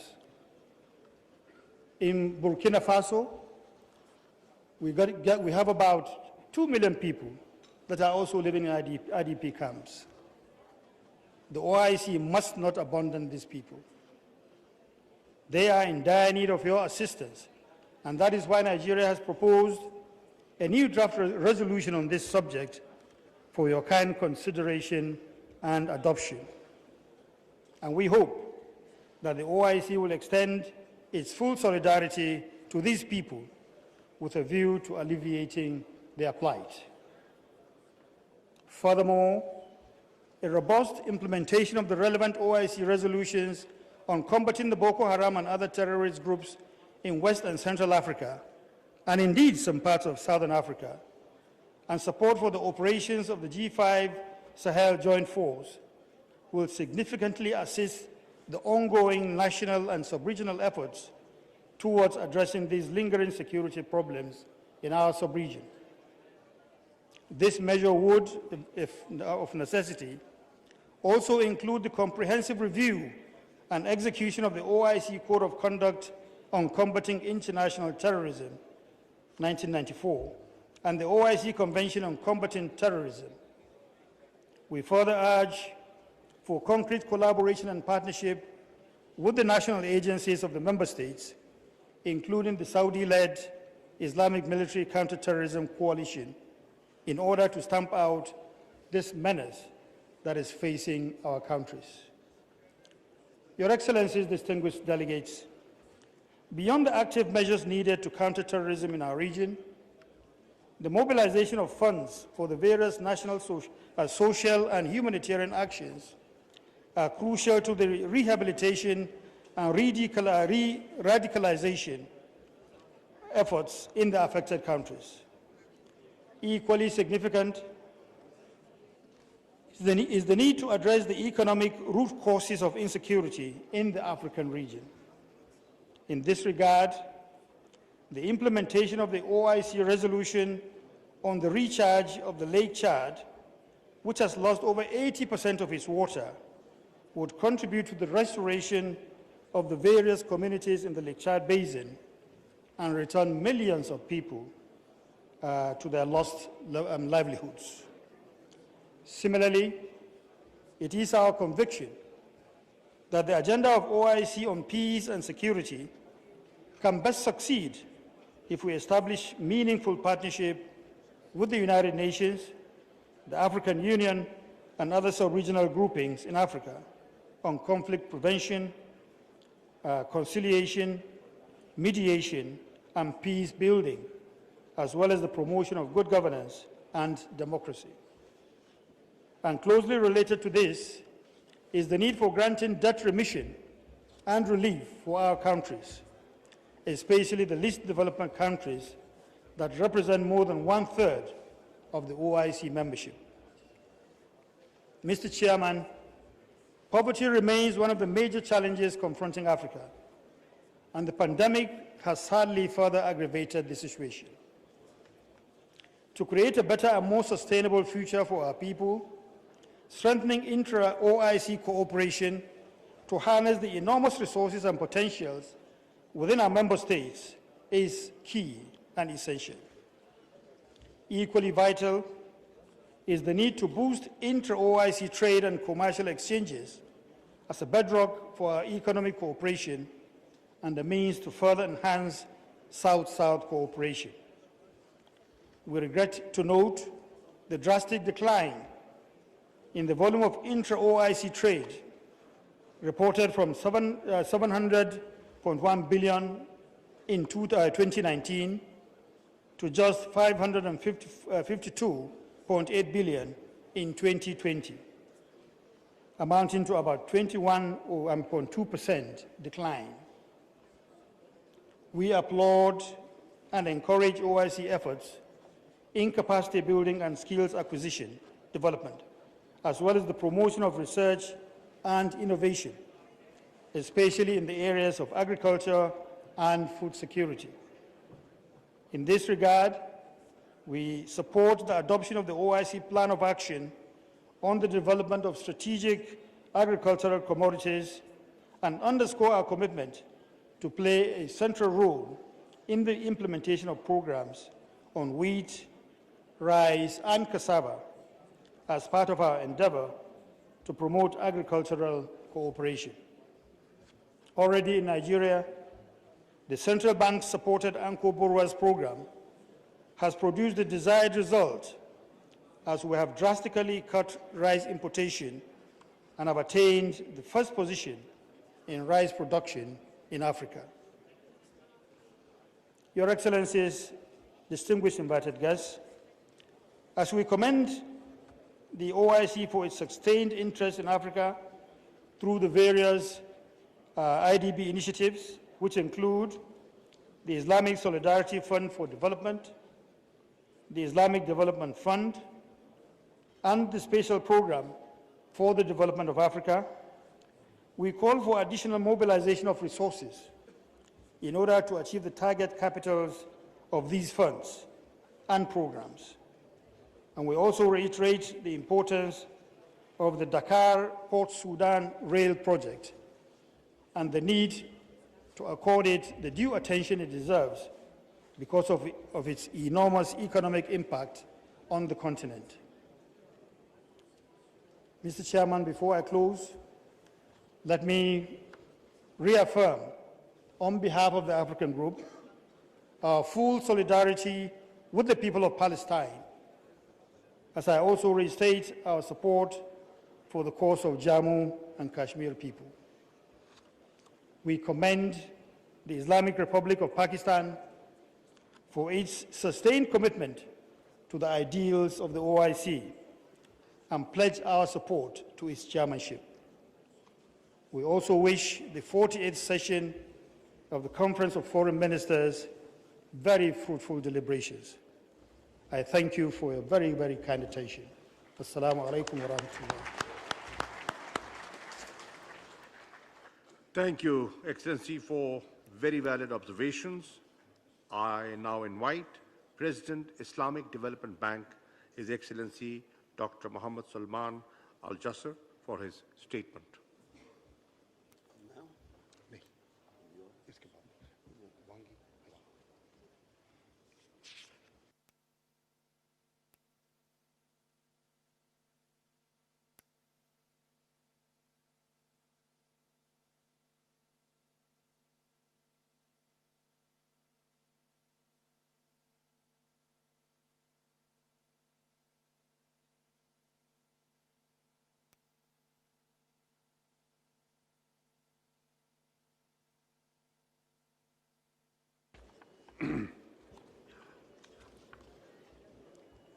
بسم الله الرحمن الرحيم والصلاة والسلام على أفضل الأنبياء والمرسلين سيدنا ونبينا محمد وعلى آله وصحبه أجمعين ومن تبعهم بإحسان إلى يوم الدين.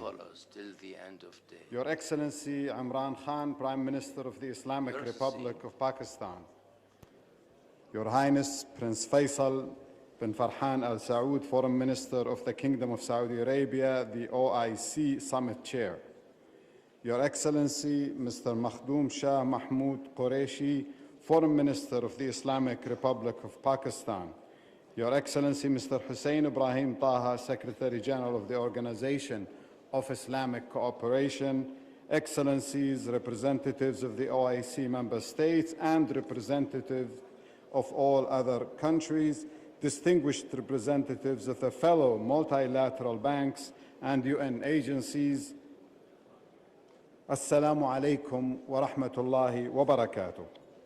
Allow me to begin by expressing my utmost appreciation to this esteemed session of the OIC Council of Foreign Ministers for designating building partnerships for unity, justice, and development as its theme, which is most pertinent. We cannot overemphasize the importance of partnerships for realizing our vision of prosperity, development, and solidarity. As an institution committed to sustainable development, the Islamic Development Bank recognizes that partnerships are the key enablers for socio-economic advancement. To continue to respond to evolving development needs, the Islamic Development Bank is firmly committed to supporting green, sustainable, and resilient infrastructure, the foundation for higher productivity and growth. The Islamic Development Bank is also investing in inclusive human capital development and social infrastructure through investment in health, education, nutrition, and job creation. For the bank, solidarity means strengthening partnerships and cooperation among the member countries in all possible areas to enhance their collective economic development. To achieve this goal, the bank has introduced new modalities and initiatives to strengthen economic linkages among its member countries. The programs under IDB's regional cooperation and integration, supported by our private sector group entities, aim to scale up regional integration projects, intra-OIC trade and investment levels through cross-border projects and trade corridors. Excellencies, distinguished guests, the establishment of the Afghanistan Humanitarian Trust Fund is a strong message of solidarity with our brothers and sisters in Afghanistan. The 17th extraordinary meeting of the OIC Foreign Ministers, held in this great city on December 19, 2021, asked the Islamic Development Bank to establish, operationalize, and manage the fund to channel humanitarian assistance to Afghanistan in partnership with other international and regional stakeholders. I am pleased to update that the charter has been signed with the OIC. This is the first but very pivotal step that will pave the way for operationalization of the fund. The IDB is strongly committed to ensuring strict policies and guidelines to govern all of the fund's activities. Accordingly, we guarantee utmost transparency in all aspects of the fund's activities and adherence to the relevant international standards and best practices. Excellencies, ladies and gentlemen, given the gravity of the challenges facing Afghanistan today, no single entity or institution can tackle them alone. Instead, there is a consensus that the international community needs to collectively provide a holistic, practical, sustainable, and comprehensive solution, learning from the lessons of the past and leveraging the strengths of all stakeholders to address these daunting challenges. Since last December, the bank has had continuous coordination and consultations with the OIC, development partners, humanitarian organizations, and donors. We have also consulted with countries interested in supporting the Afghani people. We are committed to benefiting from all relevant experiences and exploring potential cooperation opportunities to ensure formulation of an impactful partnership to undertake collective efforts to achieve the fund's objectives. Since 76% of the Afghanistan population lives in rural areas, a primary focus of the fund will be to save lives by preserving rural livelihoods. An integrated, holistic approach is proposed to be adopted to ensure that the fund's limited resources are deployed most effectively to yield maximum developmental impact. We are also keen to leverage local community development councils, especially in rural communities, to design and implement various initiatives under the fund to enhance local ownership. We are committed to working with all our partners to break the prevalent vicious cycle of poverty and initiate a virtuous cycle of hope and self-reliance in the country. Excellencies, ladies and gentlemen, depending on the fund's funding amounts and possible replenishments, a comprehensive phased approach will be adopted to promote long-term peace and stability. This can be achieved by enhancing agricultural productivity to promote food security, ensuring access to quality education, especially for females, provisioning of health care facilities in rural communities, women and youth empowerment, as well as facilitating rural electrification. The fund, in close coordination with our partners, is also actively exploring potential opportunities to leverage the private sector to support the humanitarian efforts, especially by focusing on creating meaningful employment opportunities in agro-business through supporting micro and small-medium enterprises. The Islamic Development Bank is also ideally positioned to provide the necessary platform for neighboring and regional member countries to play a positive role by optimally leveraging the IDB's South-South cooperation program. Benefiting from the experience, expertise, and knowledge of several OIC and Islamic Development Bank member countries, the Islamic Development Bank, under the overall umbrella of the fund, is keen to facilitate the capacity building in key sectors such as banking and finance, medicine, and agriculture. We expect Islamic finance, particularly Islamic social finance instruments such as zakat, to play an essential role in facilitating resource mobilization and successful delivery of the programs. We look forward to the generous support of all OIC countries, international, regional, and bilateral organizations, the private sector, and philanthropists. The success of this fund will not be of credit to a single individual, entity, or institution, but to all of humanity. I reiterate the Islamic Development Bank's continued commitment to work closely with our partners and the international community to fully synchronize all efforts to ensure we collectively deliver sustainable support to Afghanistan, fostering resilience and self-reliance. Excellencies, distinguished guests, I take this opportunity to express our sincere appreciation to the Organization of Islamic Cooperation and the OIC Special Envoy for all their efforts to promote the Afghanistan Humanitarian Trust Fund globally. I would also like to thank the Kingdom of Saudi Arabia for this vital initiative whereby we take the lead in helping our fellow Muslims. Special thanks go to Nigeria for being the first country to make a pledge. We are confident other countries and donors will follow suit. I also extend my special thanks to the government of Pakistan for its generosity and hospitality, and also congratulate the people and the government of Pakistan on the occasion of this 75th anniversary of independence. Wassalamu alaikum wa rahmatullahi wa barakatuh. Thank you, Mr. President, for your statement. We are moving closer to the closure of the inaugural session.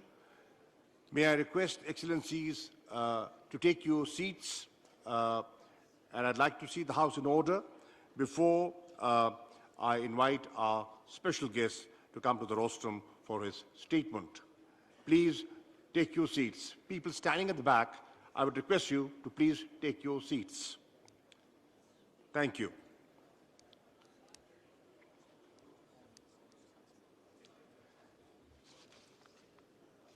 Excellencies, today we have with us His Excellency Mr. Wang Yi, State Councillor, Foreign Minister of the People's Republic of China, as a special guest. I now request him to come to the rostrum for his statement. State Councillor Wang Yi.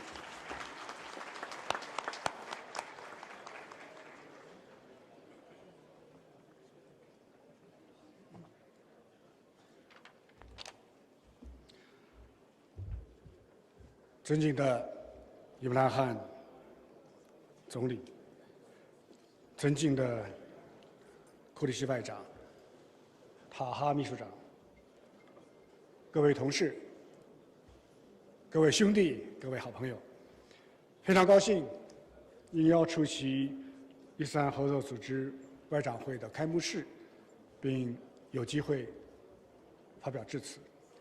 这是中国外长首次参加伊斯兰合作组织的外长会，充分体现了中国同伊斯兰世界加强交流合作的真诚愿望，必将推动我们的双方关系迈上新的台阶。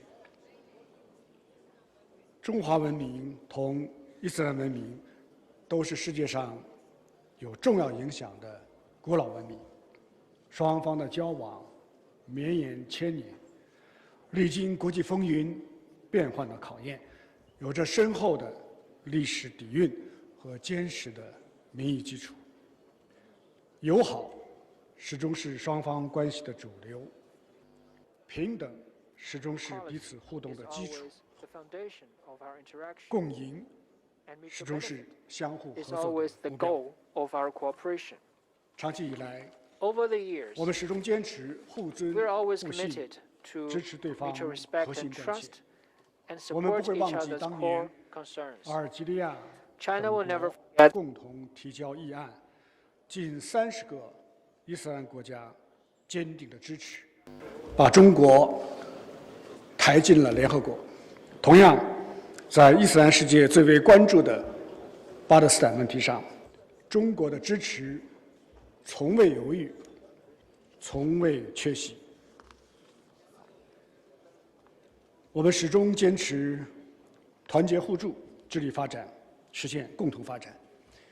疫情爆发后，伊斯兰国家第一时间给予中国宝贵的支持，中国也及时向50个伊斯兰国家提供了13亿剂疫苗以及大量的抗疫物资。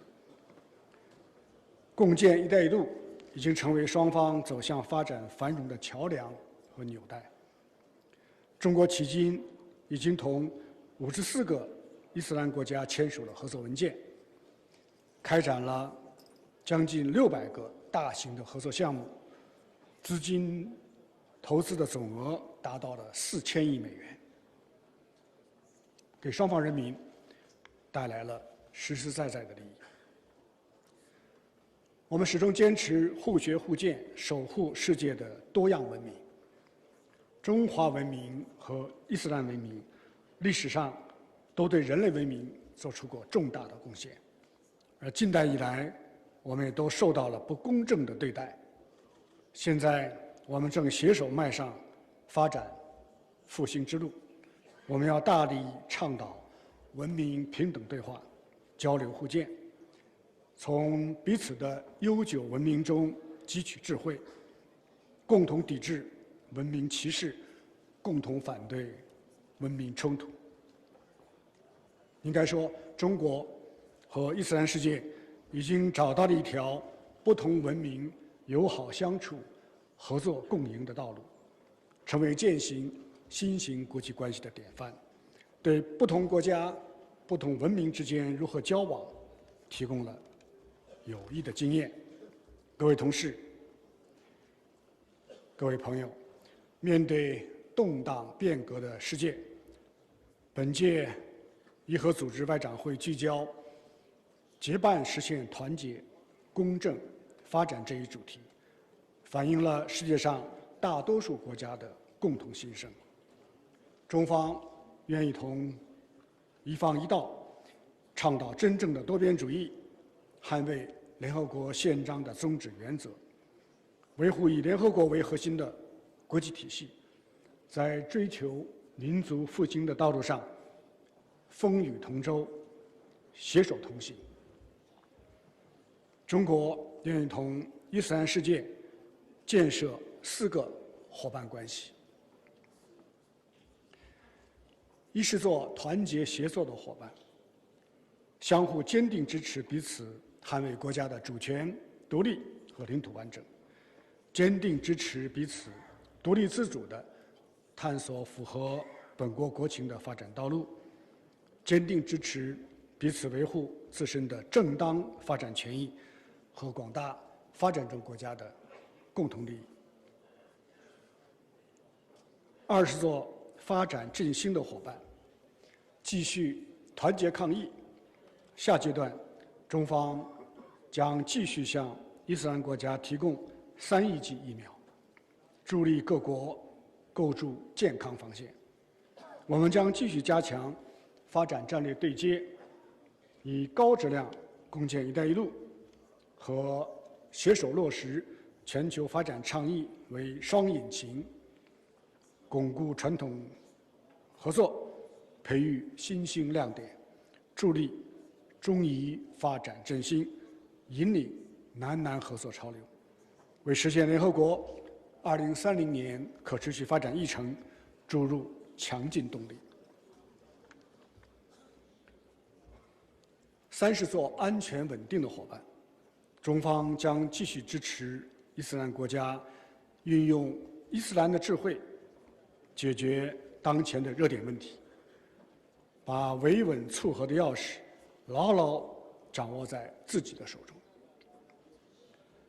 中方将继续坚定站在巴勒斯坦人民一边，支持在两国方案基础上推动早日召开更具权威性和代表性的国际和会，促进巴勒斯坦问题的全面公正解决。中方将尊重阿富汗人民自己做出的选择，支持阿富汗实现包容建政、稳健治理，开启和平重建新的篇章。在克什米尔问题上，我们今天再次听到了很多伊斯兰朋友的呼声。中方和大家一样，我们抱有同样的愿望。中方也支持俄罗斯和乌克兰继续和谈，谈出停火，谈出止战，谈出和平。要防止发生人道主义灾难，要避免乌克兰危机外溢影响和损害其他地区和国家的正当权益。四是做文明互鉴的伙伴，共同弘扬和平、发展、公平、正义、民主、自由的全人类共同价值，反对意识形态划线，制造分裂对抗，坚持不同文明交流互鉴，反对文明优越论，反对文明冲突论，反对对非西方文明的歪曲和抹黑，深化预防性反恐和去极端化的合作，抵制反恐的双重标准，反对将恐怖主义同特定的民族、宗教挂钩。各位同事，历史已经证明，并将继续证明，中国是伊斯兰世界的真诚朋友和合作伙伴。我们愿意同伊斯兰国家一道，共同促进世界格局多极化、国际关系民主化、人类文明多样化，为构建人类命运共同体而不懈努力。最后，再次感谢巴基斯坦成功主办今天的外长会，也对巴基斯坦的国庆日表示我们最衷心的祝贺。预祝会议圆满成功，谢谢各位。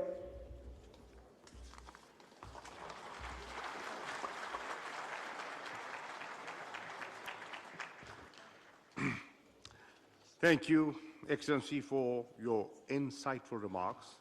We are grateful indeed for your gracious presence. I now request His Excellency, Mr. Imran Khan, Prime Minister of the Islamic Republic of Pakistan, to make his keynote address.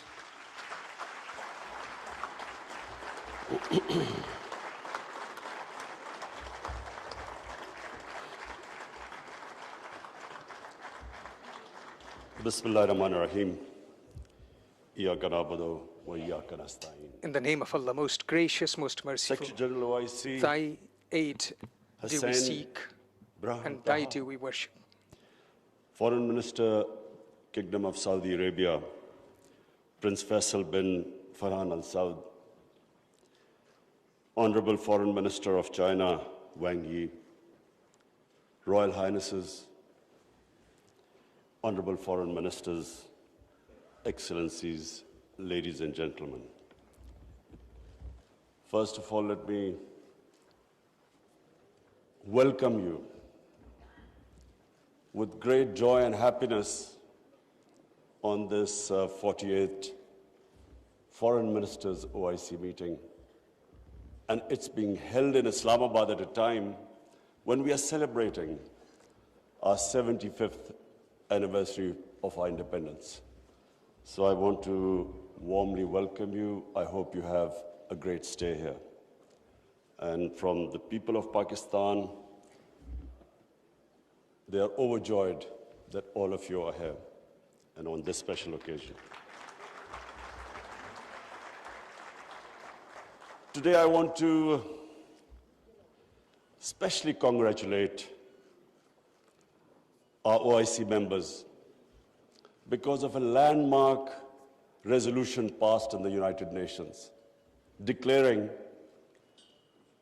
15th March as a day to combat Islamophobia.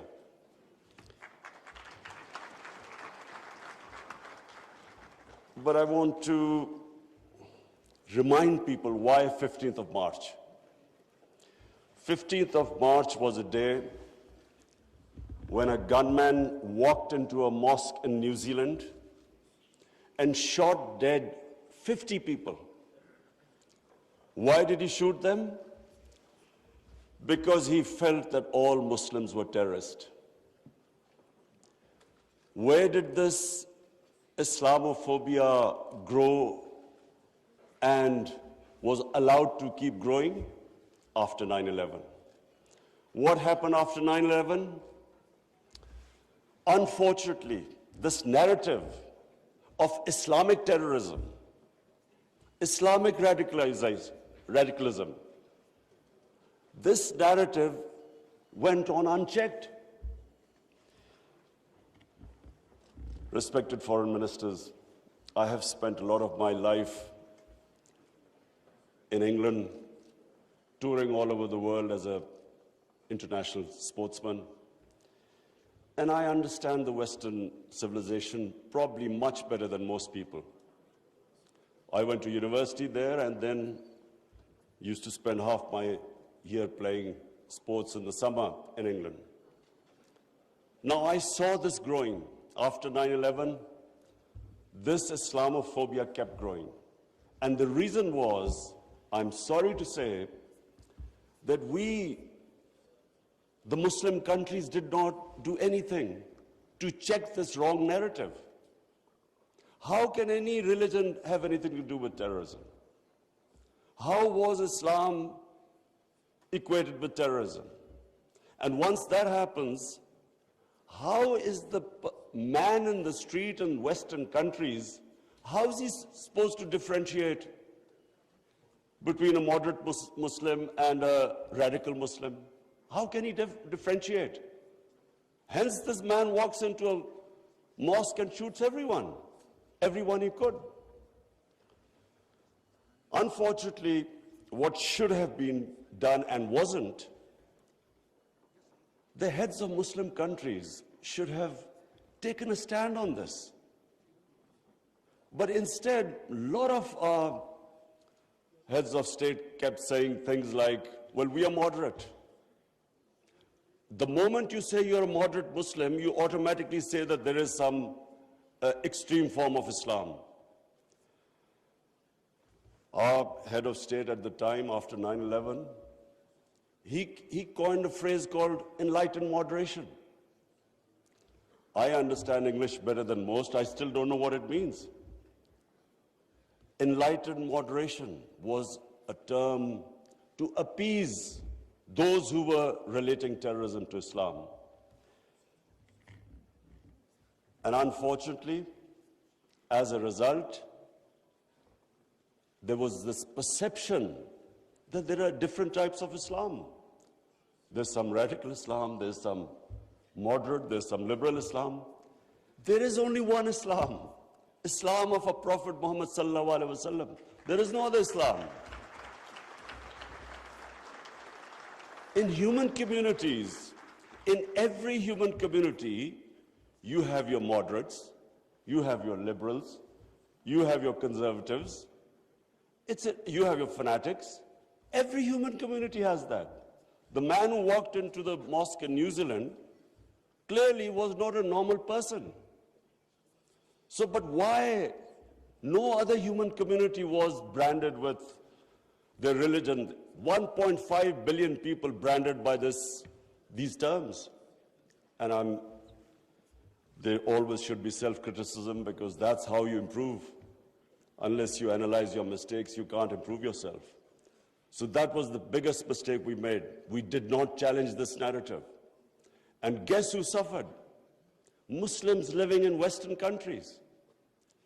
They kept suffering, because any incident would happen, any terrorist incident by a Muslim immediately meant that every Muslim became branded. When 9/11 happened, I still remember, people were petrified in Pakistan that I hope there was no Pakistani involved. How could how could whole community be responsible for some fanatical deed by some extremists? So therefore, this was it was one of the worst periods for Muslims living in non-Muslim countries. And then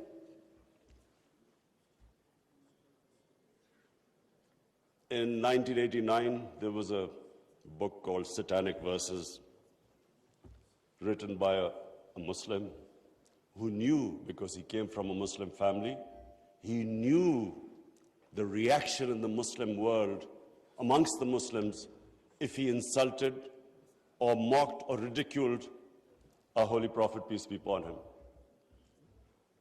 But what happened after 1989 was, rather than again the Muslim world coming up with an intellectual narrative, trying to explain to them that why do we feel, why are we so hurt when our Holy Prophet is ridiculed? Why does it hurt us so much?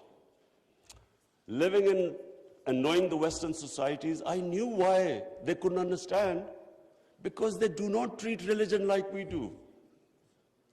Jesus Christ is not treated the way we in the West, the way we treat our Holy Prophet here. So they couldn't understand what was going on. Why were there demonstrations?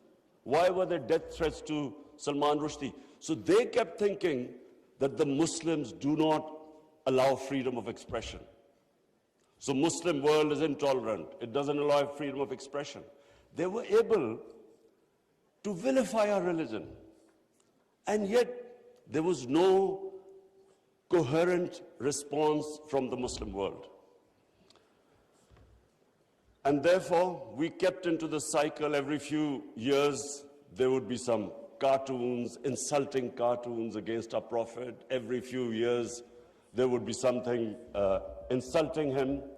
we would respond, there would be some act of extremists, they would not respond.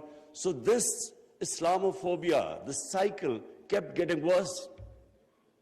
And poor Muslims living in Western societies kept suffering. So that's why I'm really pleased that for the first time it has been acknowledged that Islamophobia is a reality and something needs to be done about it.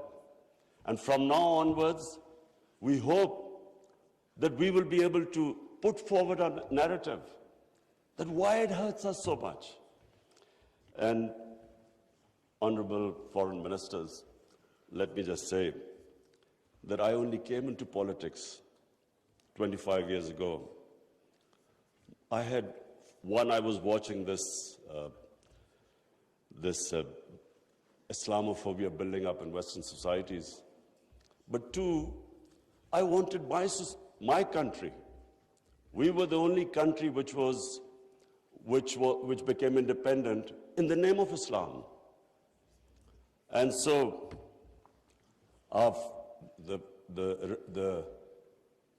the objective resolution of our founding fathers was to make an Islamic welfare state based on the state of Medina.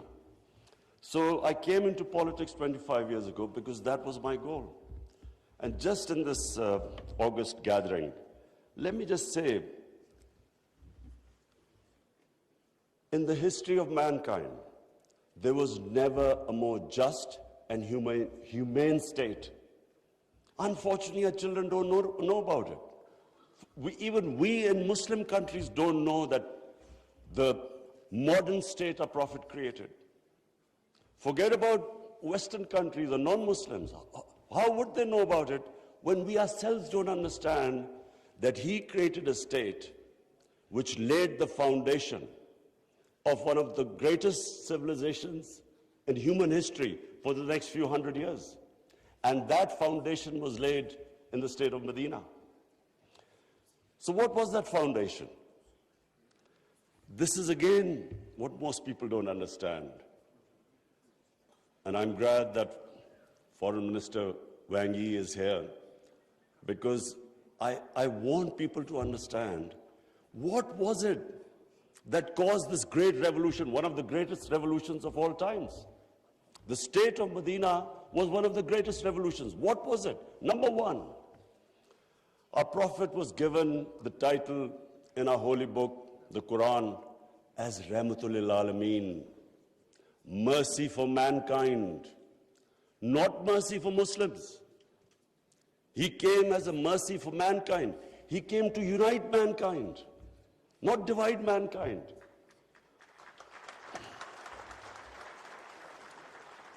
Allah for Muslims is Rahmat, Rabbul Alameen, not Rabbul Muslimeen. We do not understand, we Muslims don't understand the great mission our Prophet came in this world for, to unite humanity.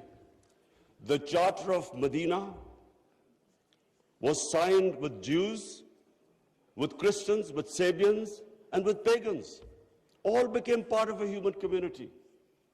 We don't even realize that in 10 years which the Prophet came to Medina and then he left this world, people think that it was, through conquests and through the sword.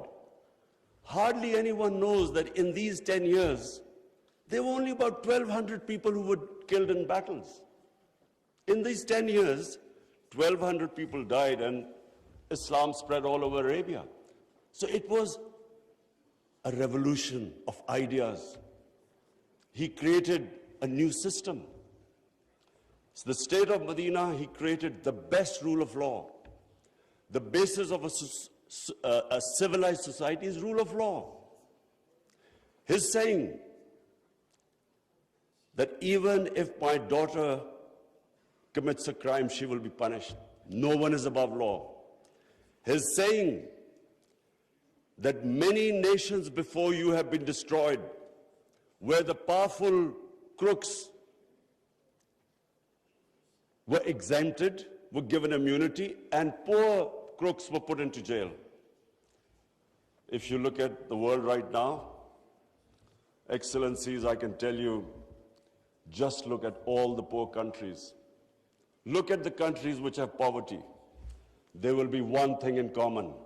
They cannot catch the white-collar criminals. They only end up putting petty criminals in jail.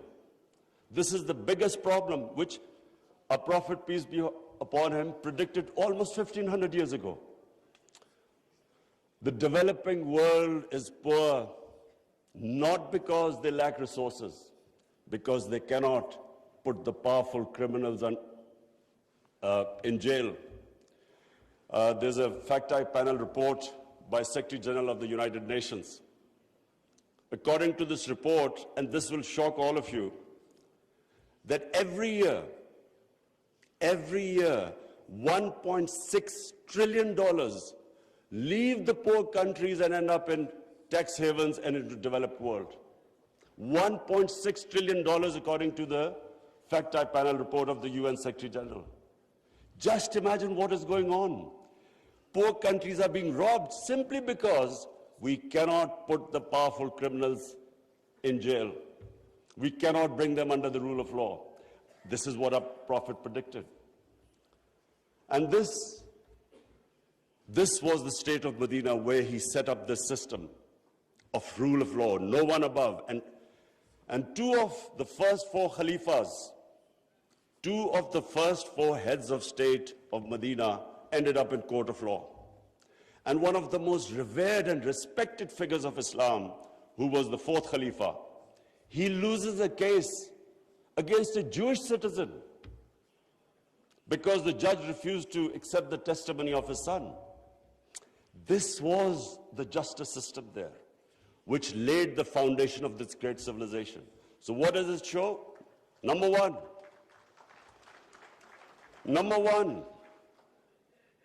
that minorities were equal citizens. They were equal citizens in front of law. There was no discrimination. Secondly, it shows that a common citizen could win a case against the head of state. No one was above law. This is 600 years before the Magna Carta was signed in England, which was the beginning of the democratic struggle of Britain. And it took them years before they could actually bring their head of state under the rule of law. This is what happened in the state of Medina. It was ahead of its time.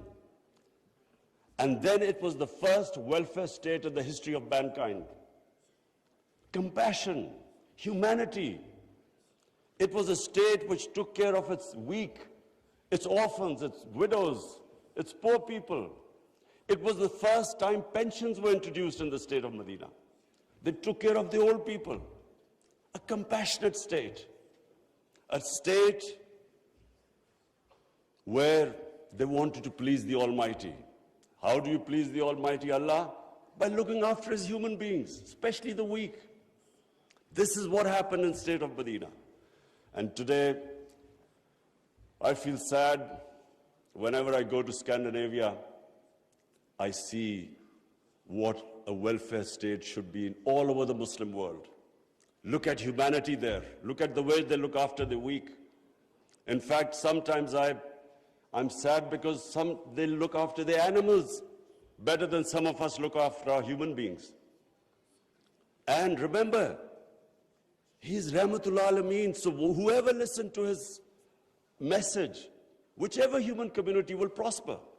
It doesn't matter because for all humanity, He brought the message of mercy. If you look at Switzerland, in the rule of law index, Switzerland is 99%. 99%. So with hardly any resources, it is one of the most prosperous countries in the world. So as I said, anyone who goes by the model of Medina will prosper. And then, quest for knowledge. Foreign Minister Wang Yi, you'd be surprised, one of our prophets saying, he said, even if you have to go to China to learn and quest for knowledge, you must go there. Now, first China at that time was center of knowledge, but it meant even risking your life. Going from, at that time, Arabia to China meant you might not come back. So that was the quest of knowledge. You have to seek knowledge from cradle to grave. He sparked off this great knowledge revolution. For hundreds of years, the top scientists were Muslims because they thought quest for knowledge was a sacred duty. Look at the situation in the Muslim world today. How much do we have a quest for knowledge? And then we get so much, wherever you go, Muslims are, that we imprison our women have no rights. And sometimes, it almost seemed that the US invaded Afghanistan to liberate their women. There was no other reason except to liberate their women. Somehow our women are in prison. Let me just tell you that it was a revolutionary move by our Prophet that women were given inheritance rights. They were empowered. In Europe, even 100 years ago, the women barely got their inheritance rights. 1,500 years ago, women were given their rights. And no one seems to know this. And sadly, cultural issues are equated to our religion. We cannot explain, sometimes Western people say, they confuse culture with religion. I'm sad to say in Pakistan, we discovered 70% of our women do not get inheritance rights. So we have especially had to pass law to enforce that women must get their inheritance rights. This is 1,500 years later. And no one knows this. Slaves, honorable foreign ministers, nowhere in human history has this happened. That slaves became kings. The Mamluks were slaves who became kings in Egypt. In India, there was slave dynasty that became kings. Why? Because the Prophet said, treat your slaves as family members. Best to free them, if not, treat them as equal family members. So he was the greatest human being that ever stepped foot. There'll never be a human being like them. Anyone close to the Prophet became leaders. If you read the book, The Arab Conquest, everyone became a leader, whoever was near the Prophet. And our generations don't understand that, and neither have we been able to explain to anyone else. Let's not confuse Muslim imperialism with the 10 years of Prophet in Medina. Let's not confuse that, because that was not what the Prophet preached, where the Muslims went all over the world conquering. It is not what the Prophets, the whole revolution was of ideas.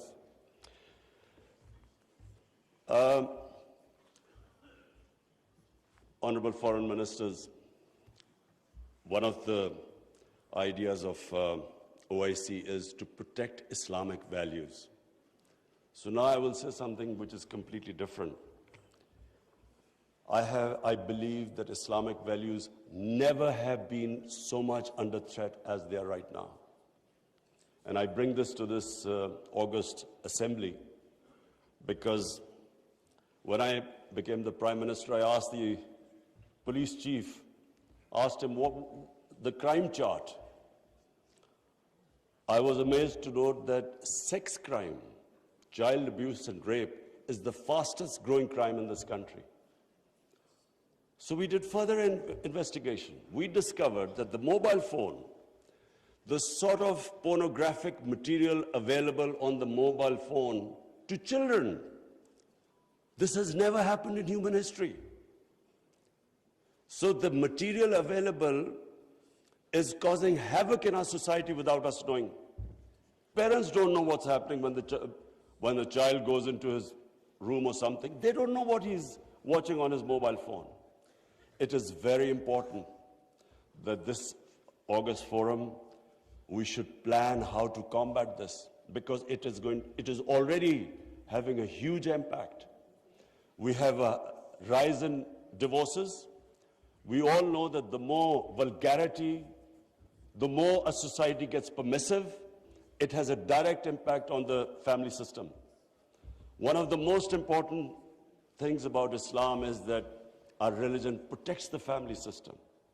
We have values like we respect parents, we have respect for our teachers, but the culture that is coming through, social media, we really need to think carefully, how are we going to protect our generations? I have formed in Pakistan a Rahmatul Alameen authority of scholars.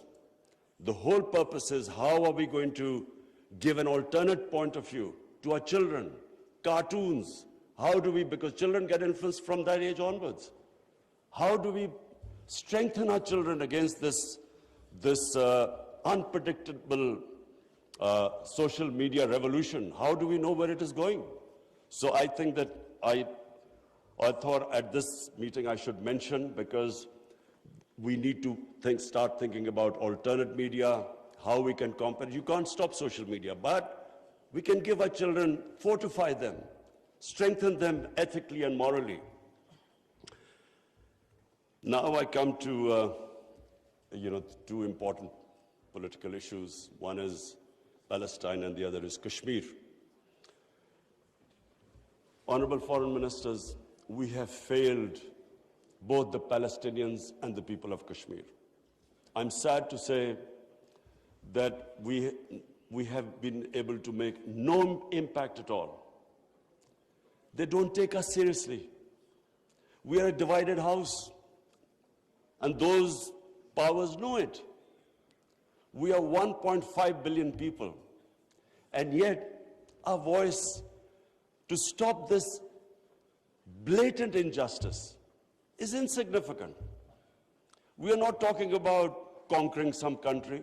We're simply talking about the human rights of the people of Kashmir and Palestine, the international law, which is on their side, United Nations Security Council resolutions that back their right. In Kashmir, the international community promised them the right to decide their own destiny through a plebiscite. That right was never given to them.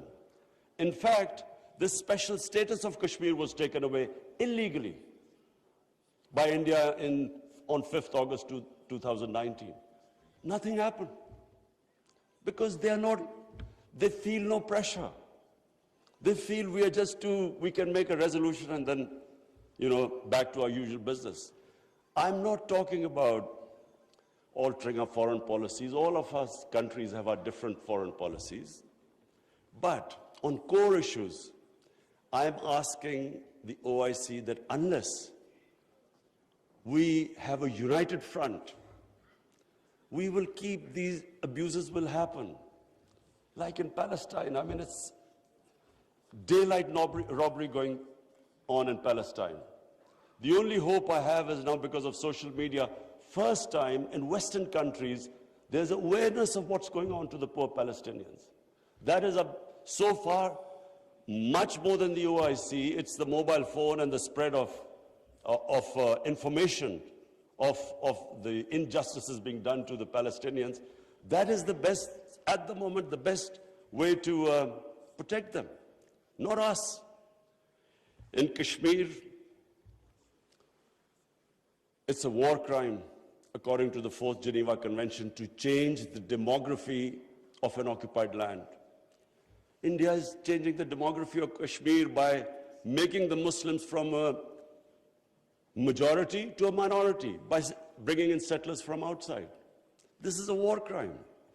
Yet no one has pushed about it. Neither India has pushed nor Israel, because they think we are ineffective. So, Honorable Foreign Ministers, let me just say that the way the world is headed, I'm afraid it's headed the wrong way. There's a Cold War almost started. There is a chance of world being divided into blocks. We 1.5 billion people, unless we are united, unless we take a united stand, we'll be nowhere. As what I'm scared to say where the future is headed right now. Before I come to Ukraine, I just want to talk about Afghanistan. It is extremely important that we stabilize Afghanistan. After 40 years, and no nation has suffered as the people of Afghanistan. 40 years of conflict. Finally, there is no conflict going on. The only danger now to Afghanistan is that through the sanctions and non-recognition, they might end up having a humanitarian crisis. Already the people are falling below the poverty line. Already there's a brain drain going on. So it's extremely important that we help the people of Afghanistan.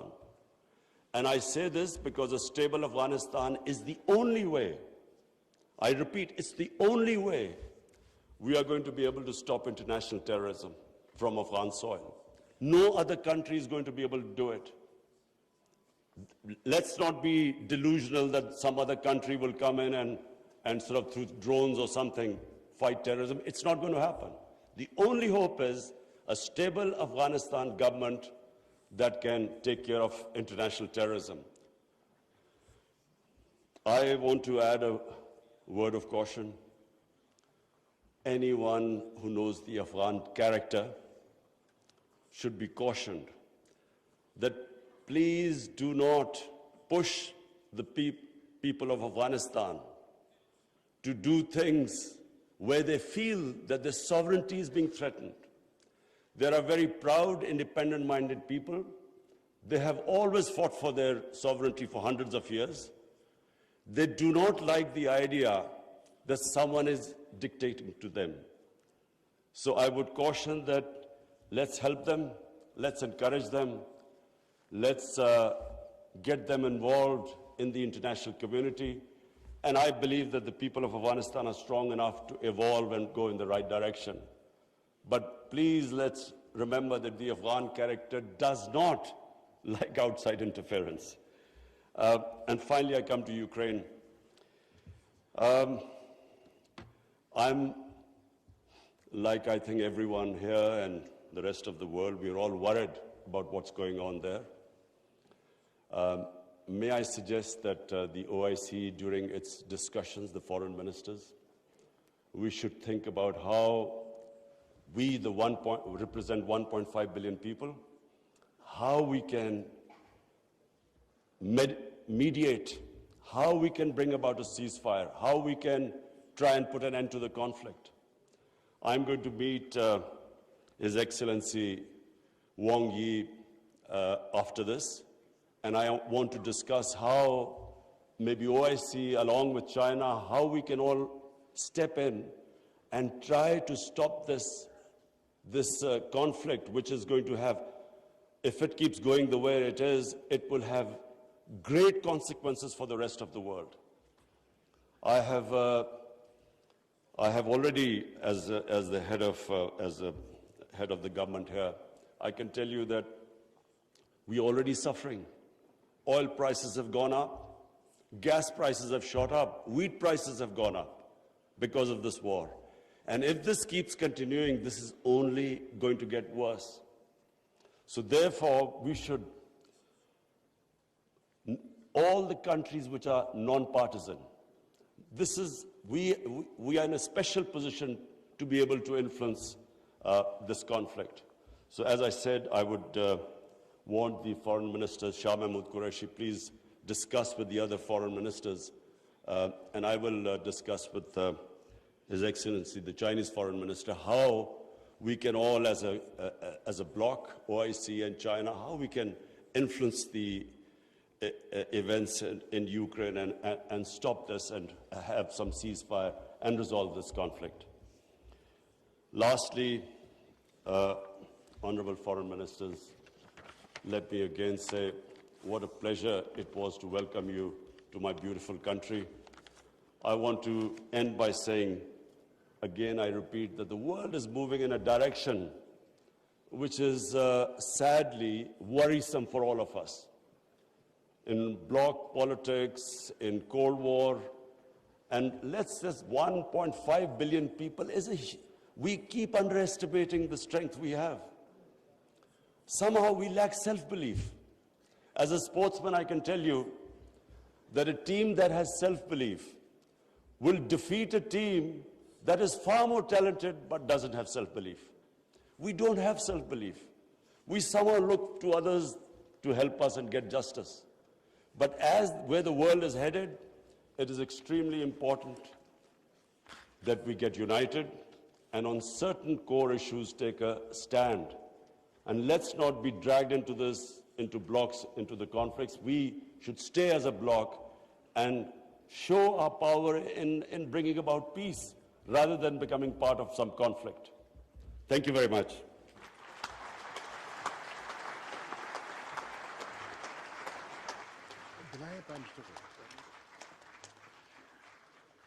Thank you, Prime Minister, for gracing the session and enlightening us with your words of wisdom. I'm confident that your thought-provoking address will guide the deliberations of this 48th session for the next 2 days. Excellencies, we take a break for lunch and prayers. Since the inaugural session took much more time than expected, we will now reconvene at 3:15. The next segment would be off-camera, open only to the members and observer states.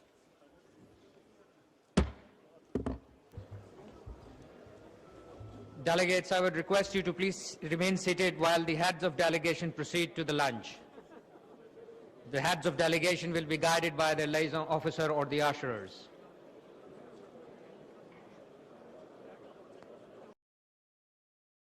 Address to the OIC Foreign Ministers Conference, and definitely this is a huge step for Pakistan, a historic day for Pakistan. A lot of initiatives have been taken by Pakistan, and an significant position that Pakistan has now in the Committee of Nations as far as Islamic states are concerned is quite significant and important and cannot be ignored.